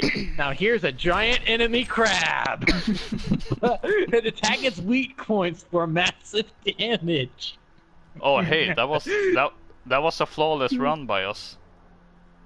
Yeah, it was. And then of course Kaz Hirai comes out and it's like, it's Ridge Racer! Ridge Racer! It's like that. The 2006 E3 conference is just a straight comedy. Yeah. There's no other word for it. It's a comedy hour. Honestly, everything about it. It's hilarious and not well, nowadays it's funny to look back on, but of course at the time it was rage inducing, I'm sure. But oh yeah. So, and remember the boomerang controllers? Oh yeah. Maybe that's what the PS5 controller will be. It'll be the boomerang controller. But here's the thing about the announcement for next generation consoles is that following the Nintendo and Sega tradition, and then even the PlayStation tradition, there's the third console curse, where you make your third console, something goes wrong. Yeah. Where, you know, Nintendo did pretty good with the NES, the SNES, and then the 64. But then the GameCube didn't do as well. Sega kind of had the same problem. I can't remember all the name of the Sega systems and which order they were in, so I'm not going to go there. All I know is that history has dictated they did have some similar problems. And then with Sony, of course, PlayStation 1 was very popular. PlayStation 2 was the best-selling console of all time. And then the PS3, $599 and stuff like that. And then the PS4 comes out and they're successful again. Microsoft, you know, Xbox, the original Xbox, pretty well successful. Xbox 360, super successful. People still kind of have this belief that it won last generation, even though the PS3 ended up doing that, but it did that by the skin of its teeth at the very end. And that's just really because the Xbox is really only popular in America and nowhere else. And then of course they come out with the Xbox One, and at that conference, the exact same thing as PlayStation a generation before. It's like, oh, it's going to be $499. It comes with the Kinect, where it's all about content. It's like TV and movies and streaming. It's like, you guys have games too, right? What are video games? That's kind of is very much not what people were looking for. So But now we're going to be on Sony's fifth home console. We're going to be on Microsoft's fourth. So Nintendo is always in that in the last several years, they've been in that weird in between where they go before and after Sony and Microsoft in terms of announcing systems. So and the Switch is very popular right now. I wouldn't be surprised if we don't see another Microsoft, another Nintendo announcement for another 5 years. That wouldn't surprise me. And by that I mean a new system. I think the Switch is going to be around for a while, and we'll see like the Switch Mini and stuff like that. It's like it's a Nintendo Switch, but it's a DS. It's a DS Switch. It's like, well, then isn't that just a DS? And we'll see iterations like that don't really make much sense, but it's Nintendo, so they can get away with it. And then we'll get something from them. So it's going to be interesting to see what Sony and Microsoft do. Recently, you could kind of sort of see that maybe some of that PS3, early PS3 era Sony hubris is maybe rearing its ugly head again. But in some ways, that just makes sense. That it's not necessarily hubris, but maybe them just speaking from a business sense that they are on top. They don't necessarily. I mean, because here's the thing: Microsoft was being almost like, you guys aren't being, you guys aren't being for the players and stuff by not allowing crossplay with us and stuff like that. It's like you're not, you're being very isolationist and stuff like that. You're not appealing to the wider community. When Microsoft was the exact same way the generation before when they were on top. So it's all that kind of stuff is all about, well, of course they're like that. They're on top. They don't need to act any other way, because Microsoft lost this generation out of the gate. Really. Yeah. When you think about it. Sony, it seemed like Sony lost out of the gate last generation, but they ended up coming out ahead just barely. Where unless something drastic happens in the next year between even less than that, between the next console announce and releases. Oh, there he is. Yeah, it's like there's no way Microsoft is going to catch up. Yeah. So because of that, I mean, PlayStation's announcement. Honestly, I hope I could see it going bad again, but I don't think it will. I could still see it. Honestly, what I'm hoping is that like here in the next couple months, like maybe October at the earliest, they announce that we've got PlayStation Experience coming back, because they don't have one announced for this. They did one last year, so at this point it's been 2 years without.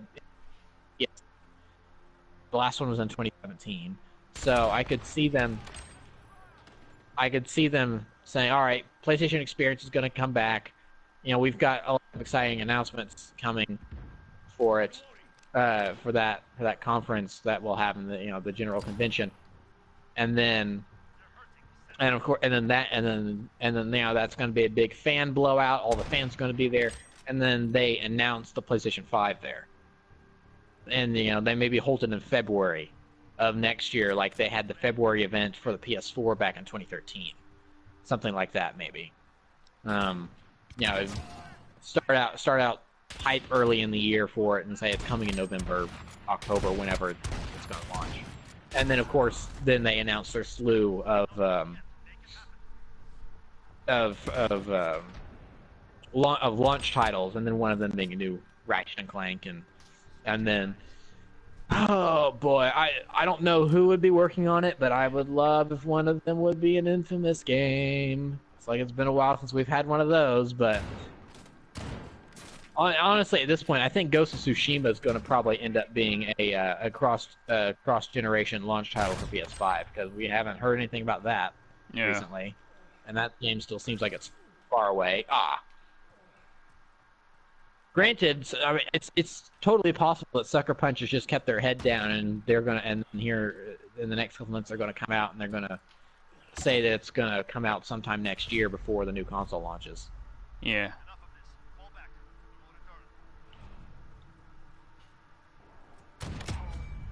Oh, what? That shouldn't have hit you. Your head Ouch. was that's net code right there because your head was way behind that pillar. That round should have shot right in front of it.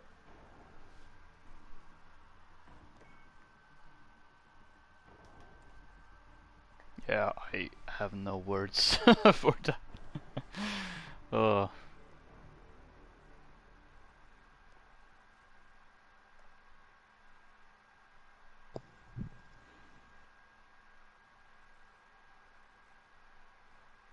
Yeah, like my my hopes for the reveal for the next PlayStation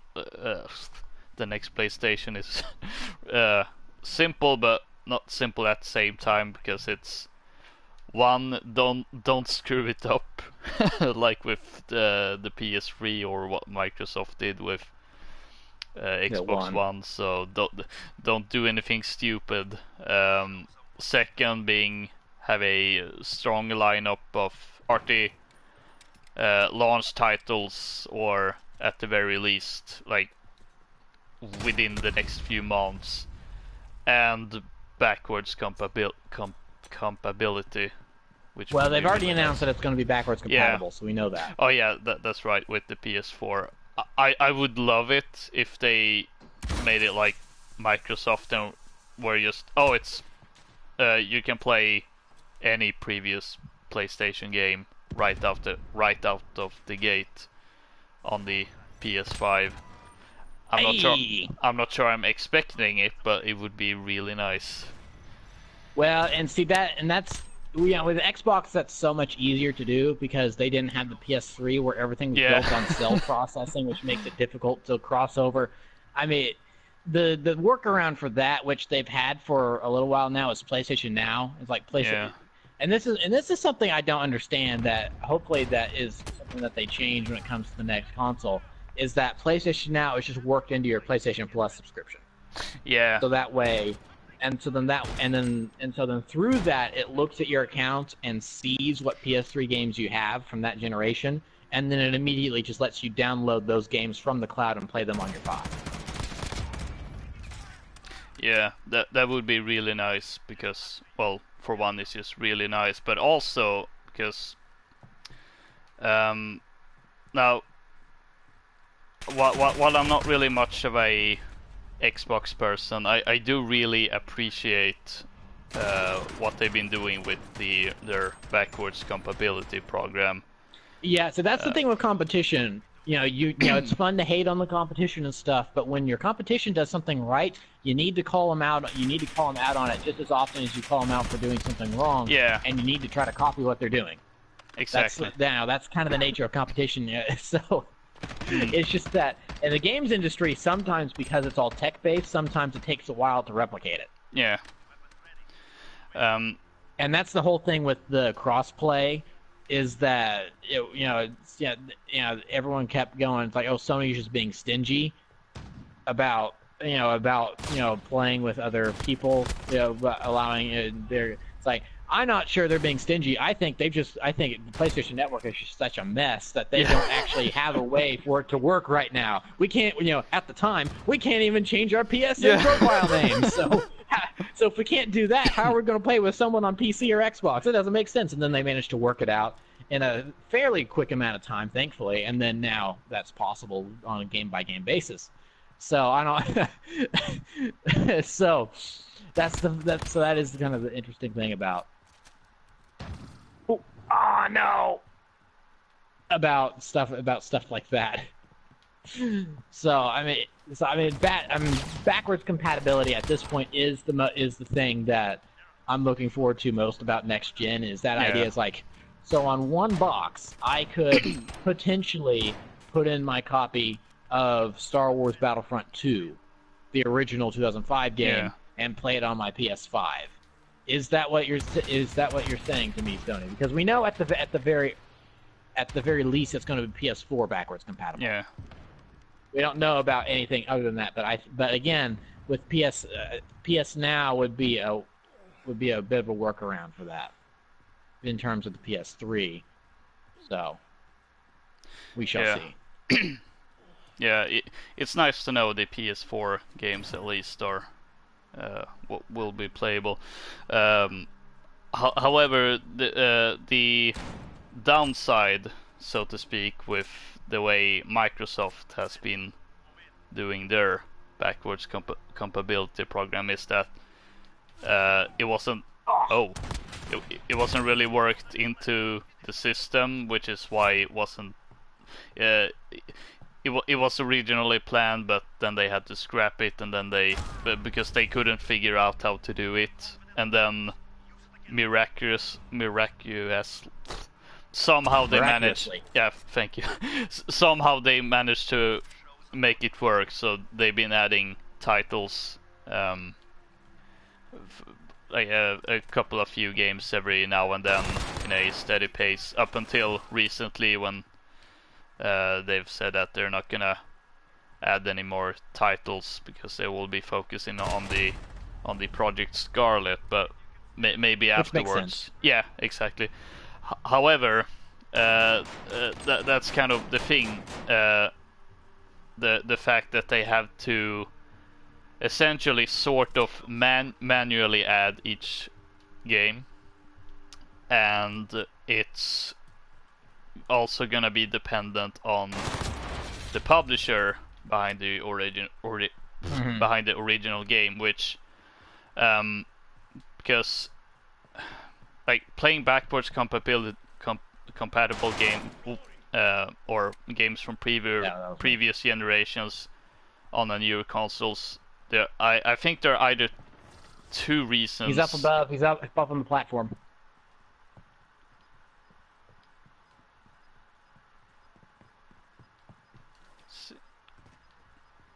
Well, he was when he killed me.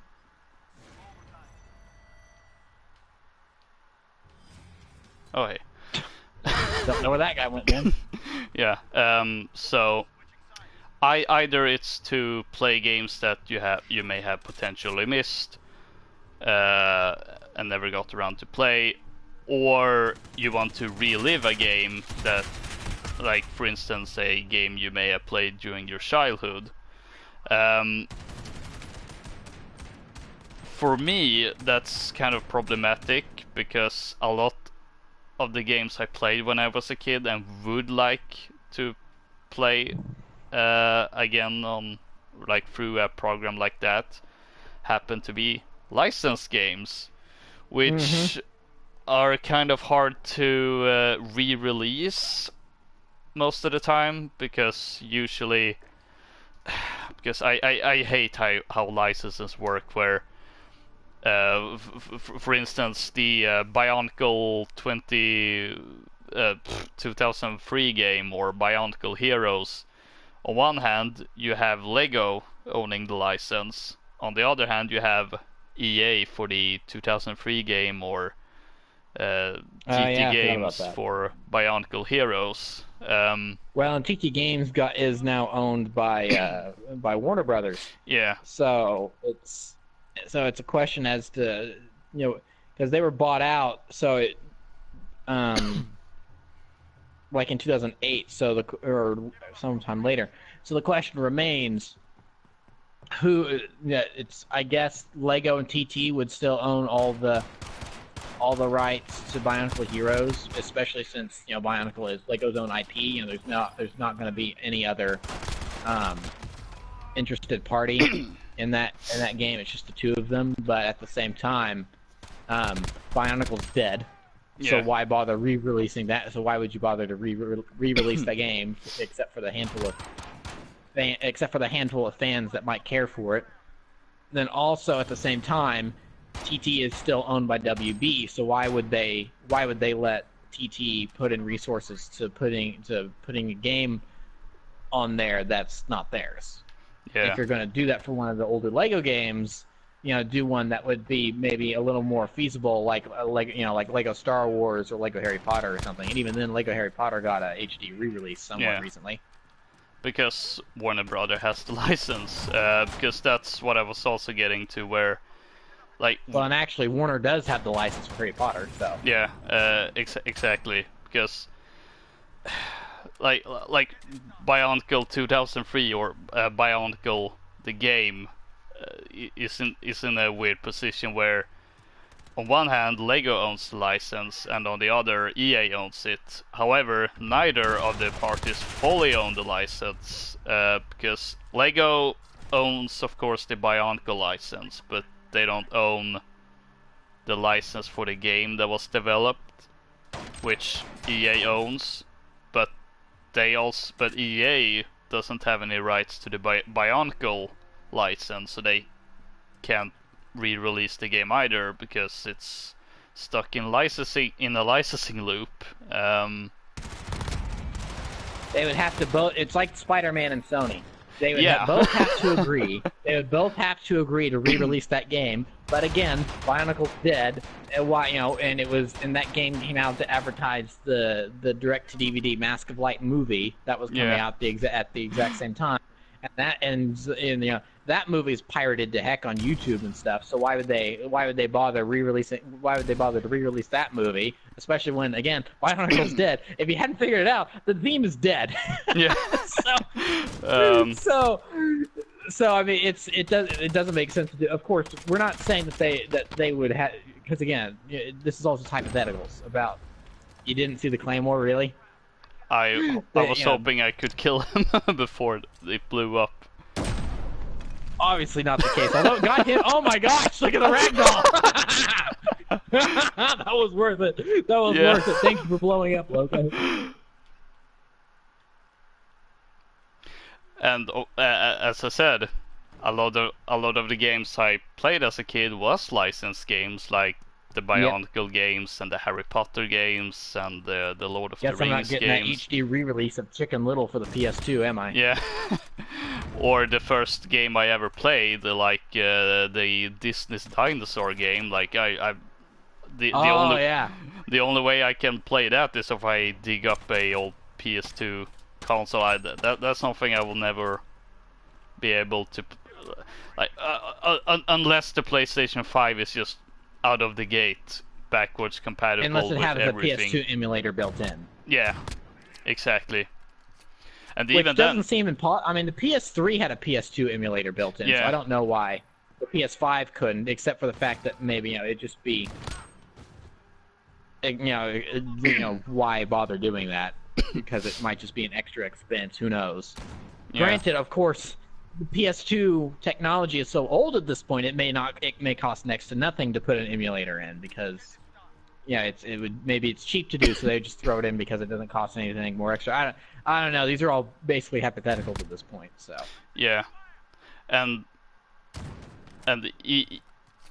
even then, like, it's not just you don't have just the fully licensed games that are based on movies and whatnot. Then you may also have situations where because there was at one point where Microsoft really because of course every game, well, not every game, but a lot of the games they release through the backwards compatibility program. You can insert your old 360 or Xbox disc and it will download. Right. But they also release it on the store. However, there are also a couple of exceptions, like when Tom Clancy's Hawks was put through backwards compatibility, which happened at the same time as Tom Clancy's End War.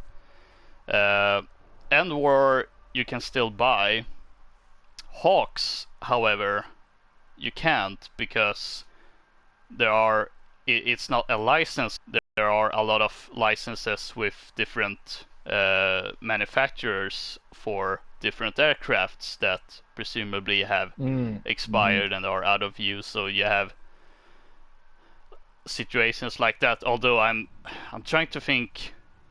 I mean, I guess different flight games and racing games are the only ones that are victim to that. But then again, I would presume there are licenses for the weapons in this game, for instance. Yeah, but then there's also certain movies that may use licensed vehicles that, you make a licensed tie-in game that the license may expire for. That's tricky. For instance, the Transformers movies, they use real life vehicles and for their robot vehicle modes. So like it might be difficult to re-release the Transformers 2007 movie tie-in game on PS4 or on PS5 for backwards compatibility, because that was the game that was released in 2007. Ironically, also developed by TT Games, going back to TT Games, and Lockheed, and yeah, that was like one of the last games they developed before they were strictly Lego only. But Lockheed Martin might not want them to be using the F-22 Raptor for Starscream, because that deal's up and they don't want to renew it.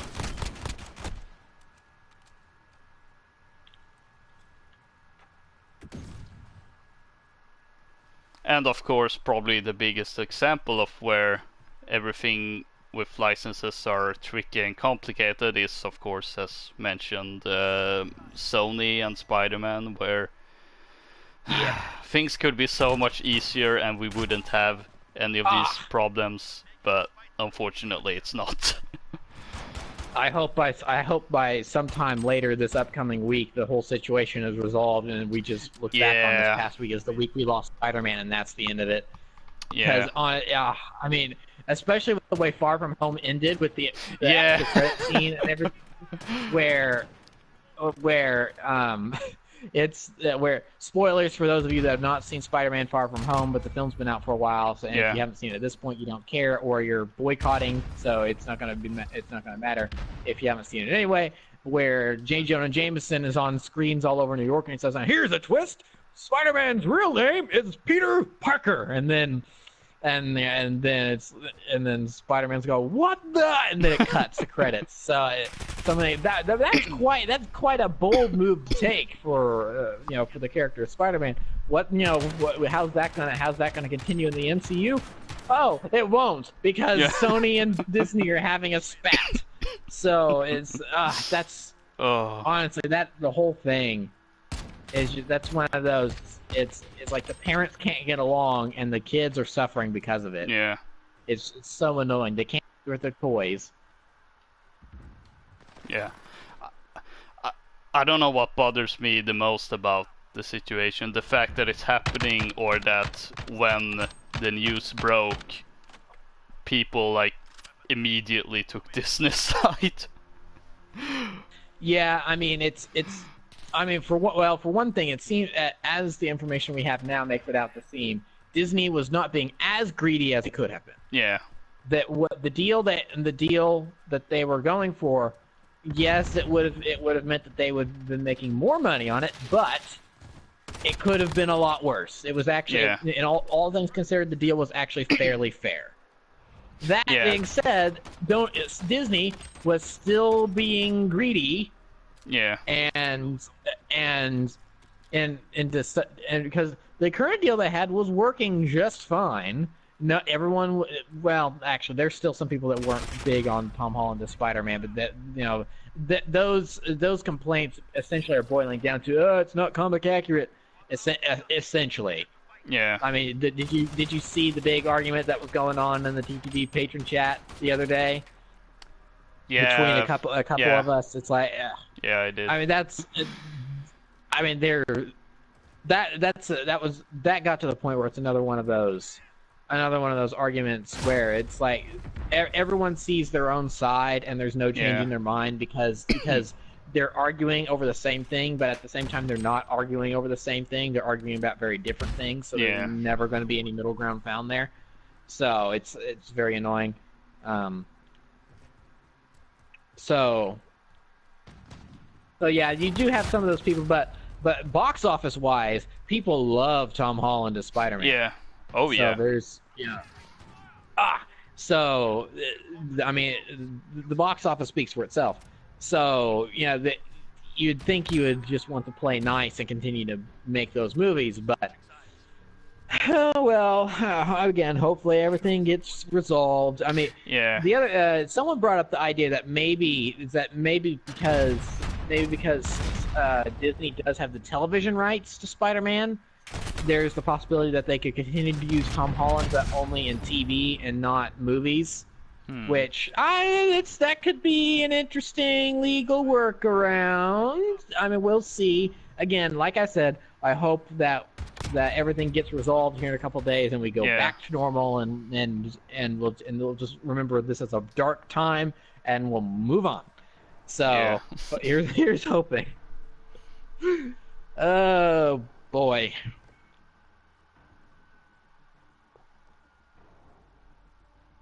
Yeah. I mean, I would be very surprised if they couldn't find a way to resolve this whole dispute.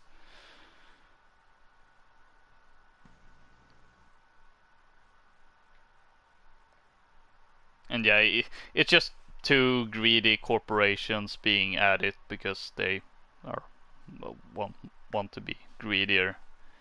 Um, If Disney didn't own like 40% of Hollywood at this point, because yesterday or the day before they came out with the trailer for Disney Plus that it's like, oh, everything's going to be in yeah, one place, and it's just staggering how much they own yeah, in that sizzle reel. And it was like, oh, this is something I find hilarious. Some of the VO they used in that trailer was taken from Dumbo, from the oh, recent Dumbo live action remake, and it was Michael Keaton saying, "You've got something here. You've got something magical, something pure. This coming from a movie that was made just to fill pockets full of more cash, which is the opposite of innocent and pure." And then granted, I think the way that the movie goes, that guy was full of it anyway, and he wasn't innocent and pure, and he was just a swindler as well. But so they're using the quote out of context twice. yeah. But still, still, it's like it felt so disingenuous that I couldn't help but laugh at that. And then there was also the Twitter thread with the different Twitter Yeah, accounts that for too. Marvel and There's Star that Wars and too. Pixar going on the thing, and uh, it's kind of cute at first, but then you realize, But then you realize, oh, they own so much.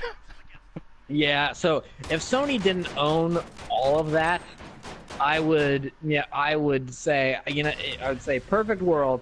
Sony dips out of the movie making business.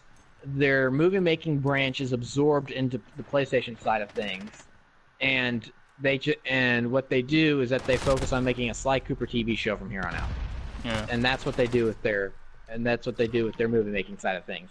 I would it's like, let Marvel have Spider-Man back, because you know the film rights to Spider-Man should belong to Marvel because it's their character, and it's Yeah. such a big mess. Yeah.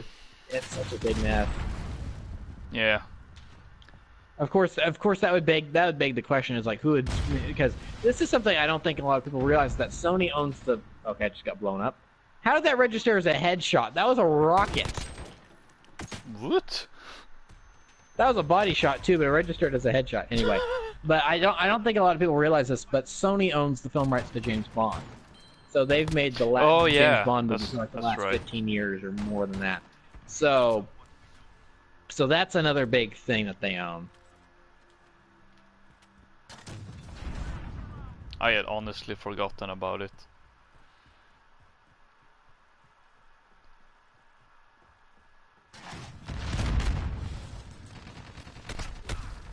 Ow.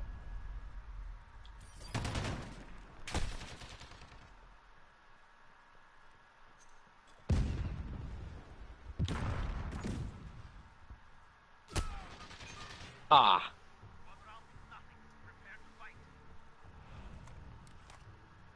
Almost had him. What? I hate. Okay, that's something that obviously I guess I just can't fix in COD, which is something about the matchmaking. Yeah. But I shot at the guy on my end, but it did not register in the kill cam.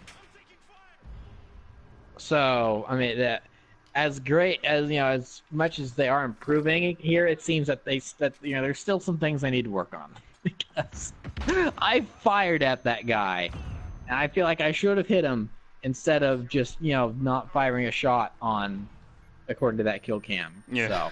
So oh well. That's a great kill cam right there. Yeah, the floor really insightful into what you did wrong. It got you killed. Oh.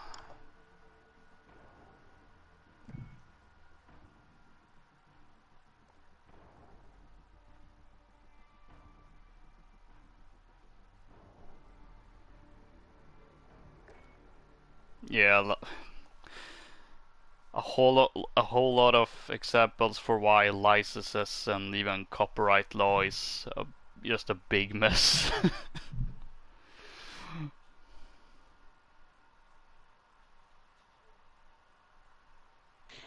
How long have we been going? Almost 4 hours. Oh gosh. I just now looked at the time and I realized it's 5 o'clock where I'm at. So yeah, that lines up. We've been going for about 4 hours. So what do you think? Call it good after this? Yeah. Like I said at the beginning of the stream, you play it for about a half hour, you get the gist of what the game is about, or from at least this mode. Yeah. So we've been playing it for like triple or quadruple that amount of time, so I think we're good. Yeah. And yeah, we've explored the alpha to its fullest extent. I'm just ready for the beta to come out. So Yeah. the beta will probably make a TTB game night. Oh yeah. Oh, that was fast.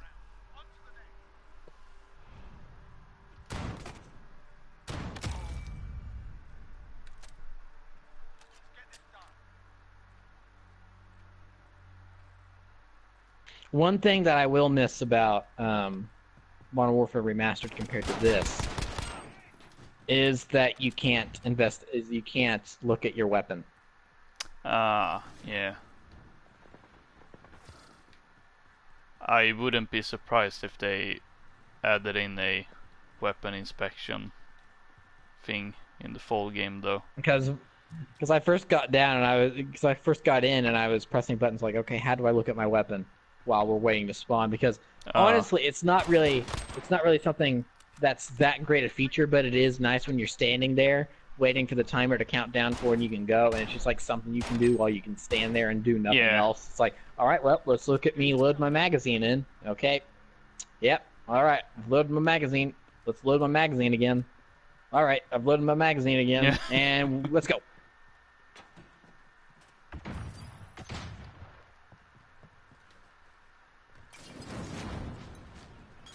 Hot, hot, hot, hot, hot, hot, hot.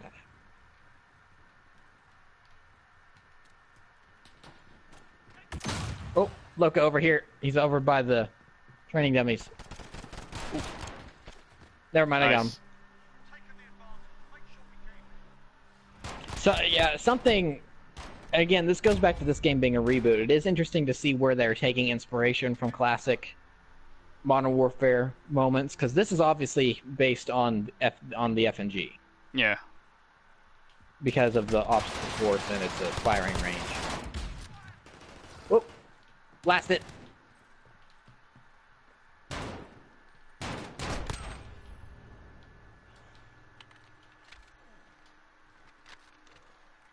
So it'll be interesting to see what else kind of makes the jump from the original version into the newer version, and how they translate it.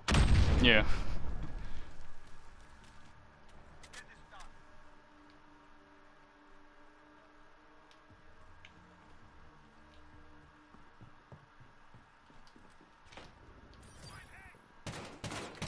Oh.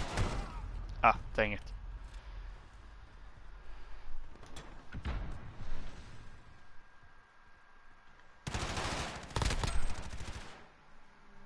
Gotcha.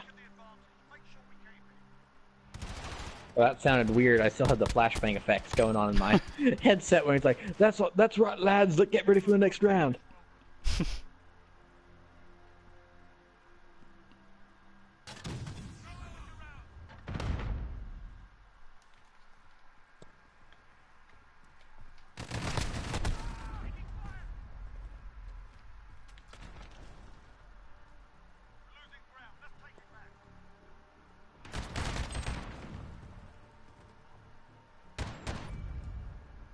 So this is something I wonder.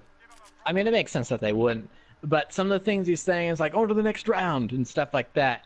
It's like, how much of that is like, do they really rewrite that dialogue every time they go to make a new game, or do they just use the exact same line sheet that they did for the previous one, and then just record new voices for it? Because like, I mean, reloading isn't exactly something that you need to necessarily rewrite for every game. I feel like that's something you just put the new voices over. Like, come on, man, I'm reloading.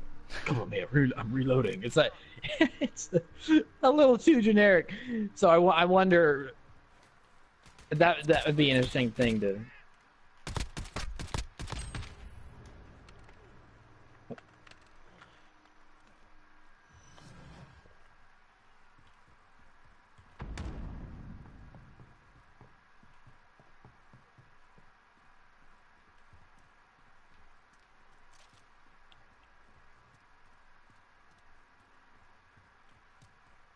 Okay, so.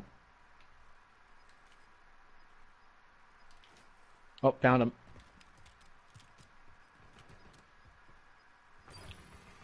Got him. Nice.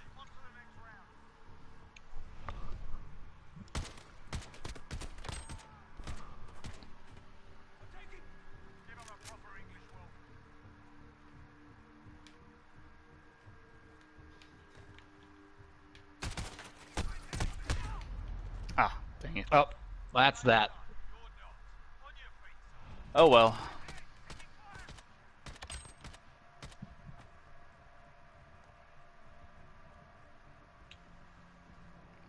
So yeah, that's been almost 4 hours of this 2v2 gunfight alpha. Um, Kind of surprising considering we played well, when this game was announced.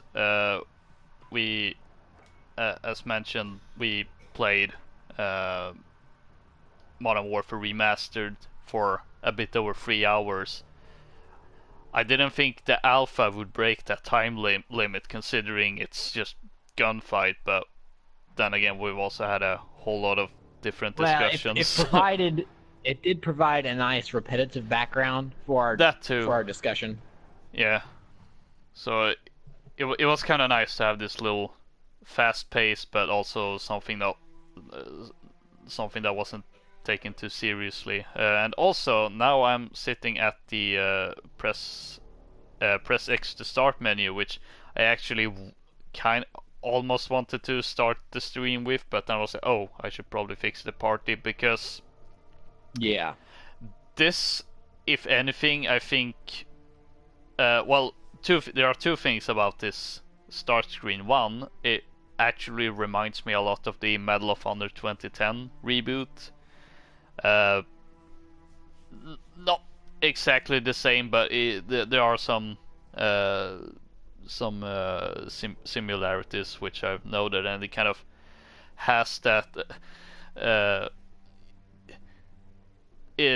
as we talked about earlier, it has that feel of being set in the modern times and such. So it works really nice with the theme and all.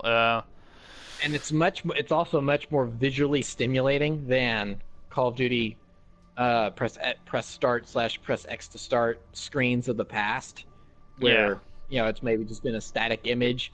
This is another one of those things where it's like I think this is going to be special. I think this is going to be a special game because of moving, because they didn't have to do this. They could have just they literally could have just had a picture of Captain Price up there with the logo, and that's all they needed. But no, they've got a sweeping drone view of this area of operations here going, and so that tells me they're really going for something here. So I'm excited to see more for sure. Yeah, and also a little bit with the music. Now, the music being played isn't too special, but it also, like, I think at the same time it kind of helps with that feeling, even though it's kind of, I mean, it sounds what you would expect a game like this would sound, but it's also kind of nice. Um, Yeah, well, I mean, I'm going to reserve judgment for the full score yeah, until the same. game comes out and I can listen to the whole thing. But I'm liking what I'm hearing so far. It sounds like it's a mix of Rainbow Six Siege with the Modern Warfare 3 soundtrack, where because this is very haunting. I think maybe one way, ethereal, maybe another way to put it. I mean, Yeah, it sounds like there's something out there. We don't know what it is, but we're gonna hunt it down.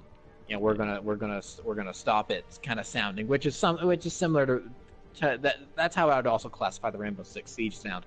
But yeah, then for the spawn themes, just in this one mode we've got, um, the one it's the Alliance. They've got a little bit of a guitar riff in there that reminds me of one of the Modern Warfare 3 spawn themes for I can't remember which faction it is off the top of my head, but it reminds me of one of those spawn themes. So mm, so this score could work. Excuse me, it might be working in some of that more uncertainty sounding themes, and then when it goes for the action, it's like, all right, let's kick in the electric guitar and the yeah, brass, and let's really go for it. Now, last time we did the stream, we were I asked the question, you kind of asked it as well, is who's going to be doing the score for this game. Really, that's one of the things I'm most looking forward to, is finding out who's doing the score. Then, like 2 days after we did yeah, that stream, then on Twitter they announced who was doing the score. It's the same composer who did the Infinite Warfare score. If there's anything I liked about Call of Duty Infinite Warfare, it was the score. No yeah, matter what I think about a Call of Duty game, the score is always good. yeah, Black Ops 3. I wasn't the Black Ops 3. I was not a big fan of that game in general in terms of the multiplayer for some reason again was fun, but the rest of that game I'm not really. It's like, this isn't really that great.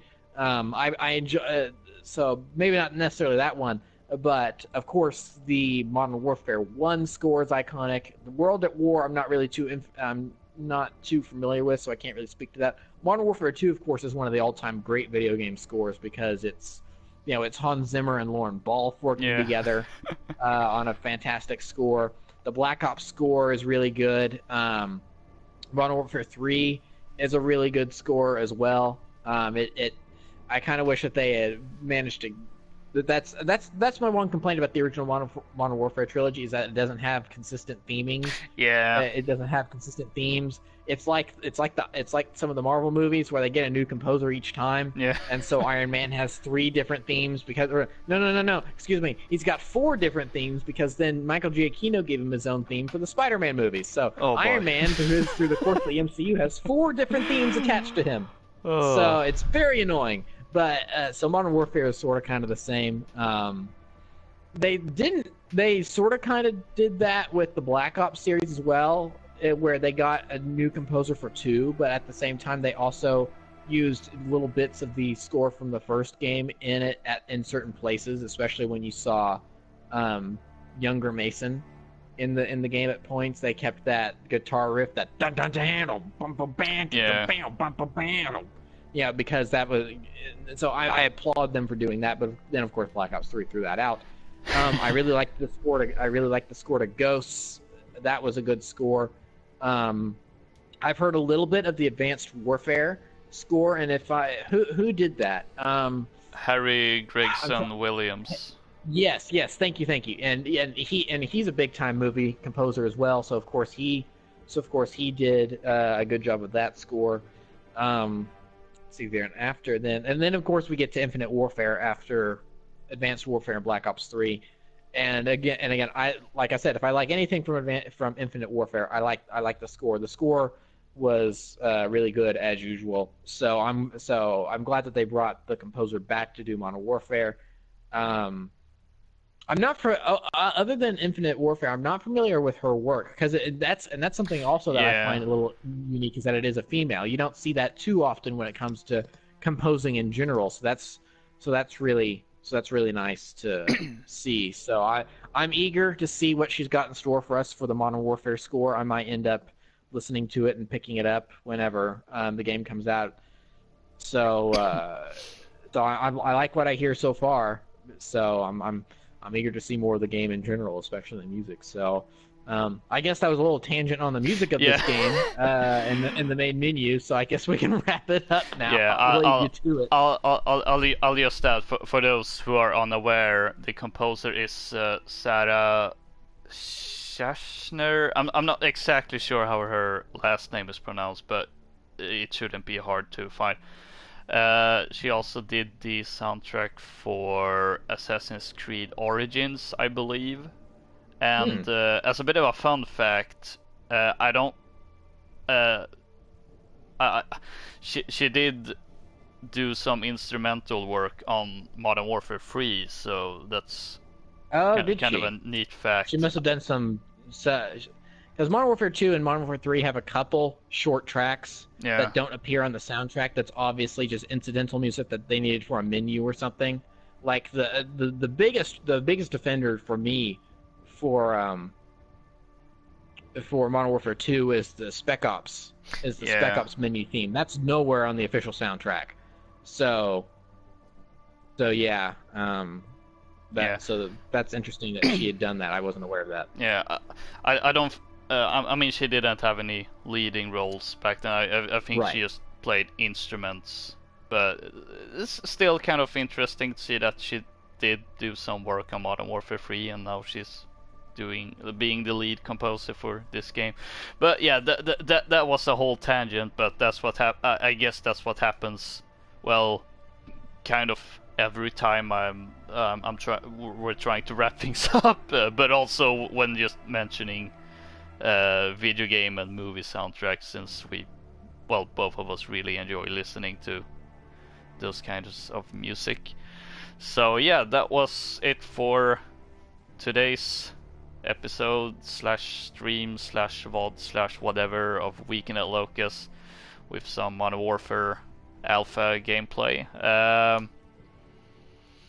As I said in the beginning of the stream, I decided to take a little bit of a break from not just streaming but also YouTube in general, with the exception being uh, how fitting since Prentice is here, with the exception of our Let's Play Together series of Overcooked, where we try to become master chefs. And yeah, so speaking of that, you should definitely check that series out. Other than that, I'm gonna go back into something that resembles full production. Uh, so yeah, that's probably a good thing, maybe. um, so yeah, you can of course check out Prentice 1215 as well. And as said, we have the Let's Play Together series where every other episode is released on his channel, and then every other episode is released on my channel. So if you want to check that series out, you it would be advised to subscribe to both of our channels. Is there anything else you'd like to plug, or does that suffice?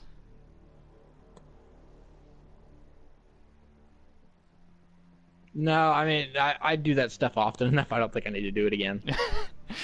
Fair enough. So yeah, don't forget to rate, comment, subscribe, all that great stuff. You can also follow me on Twitter at LokaCola. And I'll be back next week with another Weekend at Locus. Not sure what I'll play though, but maybe that will be how this, in quotation mark, this season of Weekend at Locus will be more mysterious, or rather less promises. Whatever you want to interpretate You that. get what you get, and you don't throw a fit. Yep, exactly. So yeah, that's all for today, and until next time.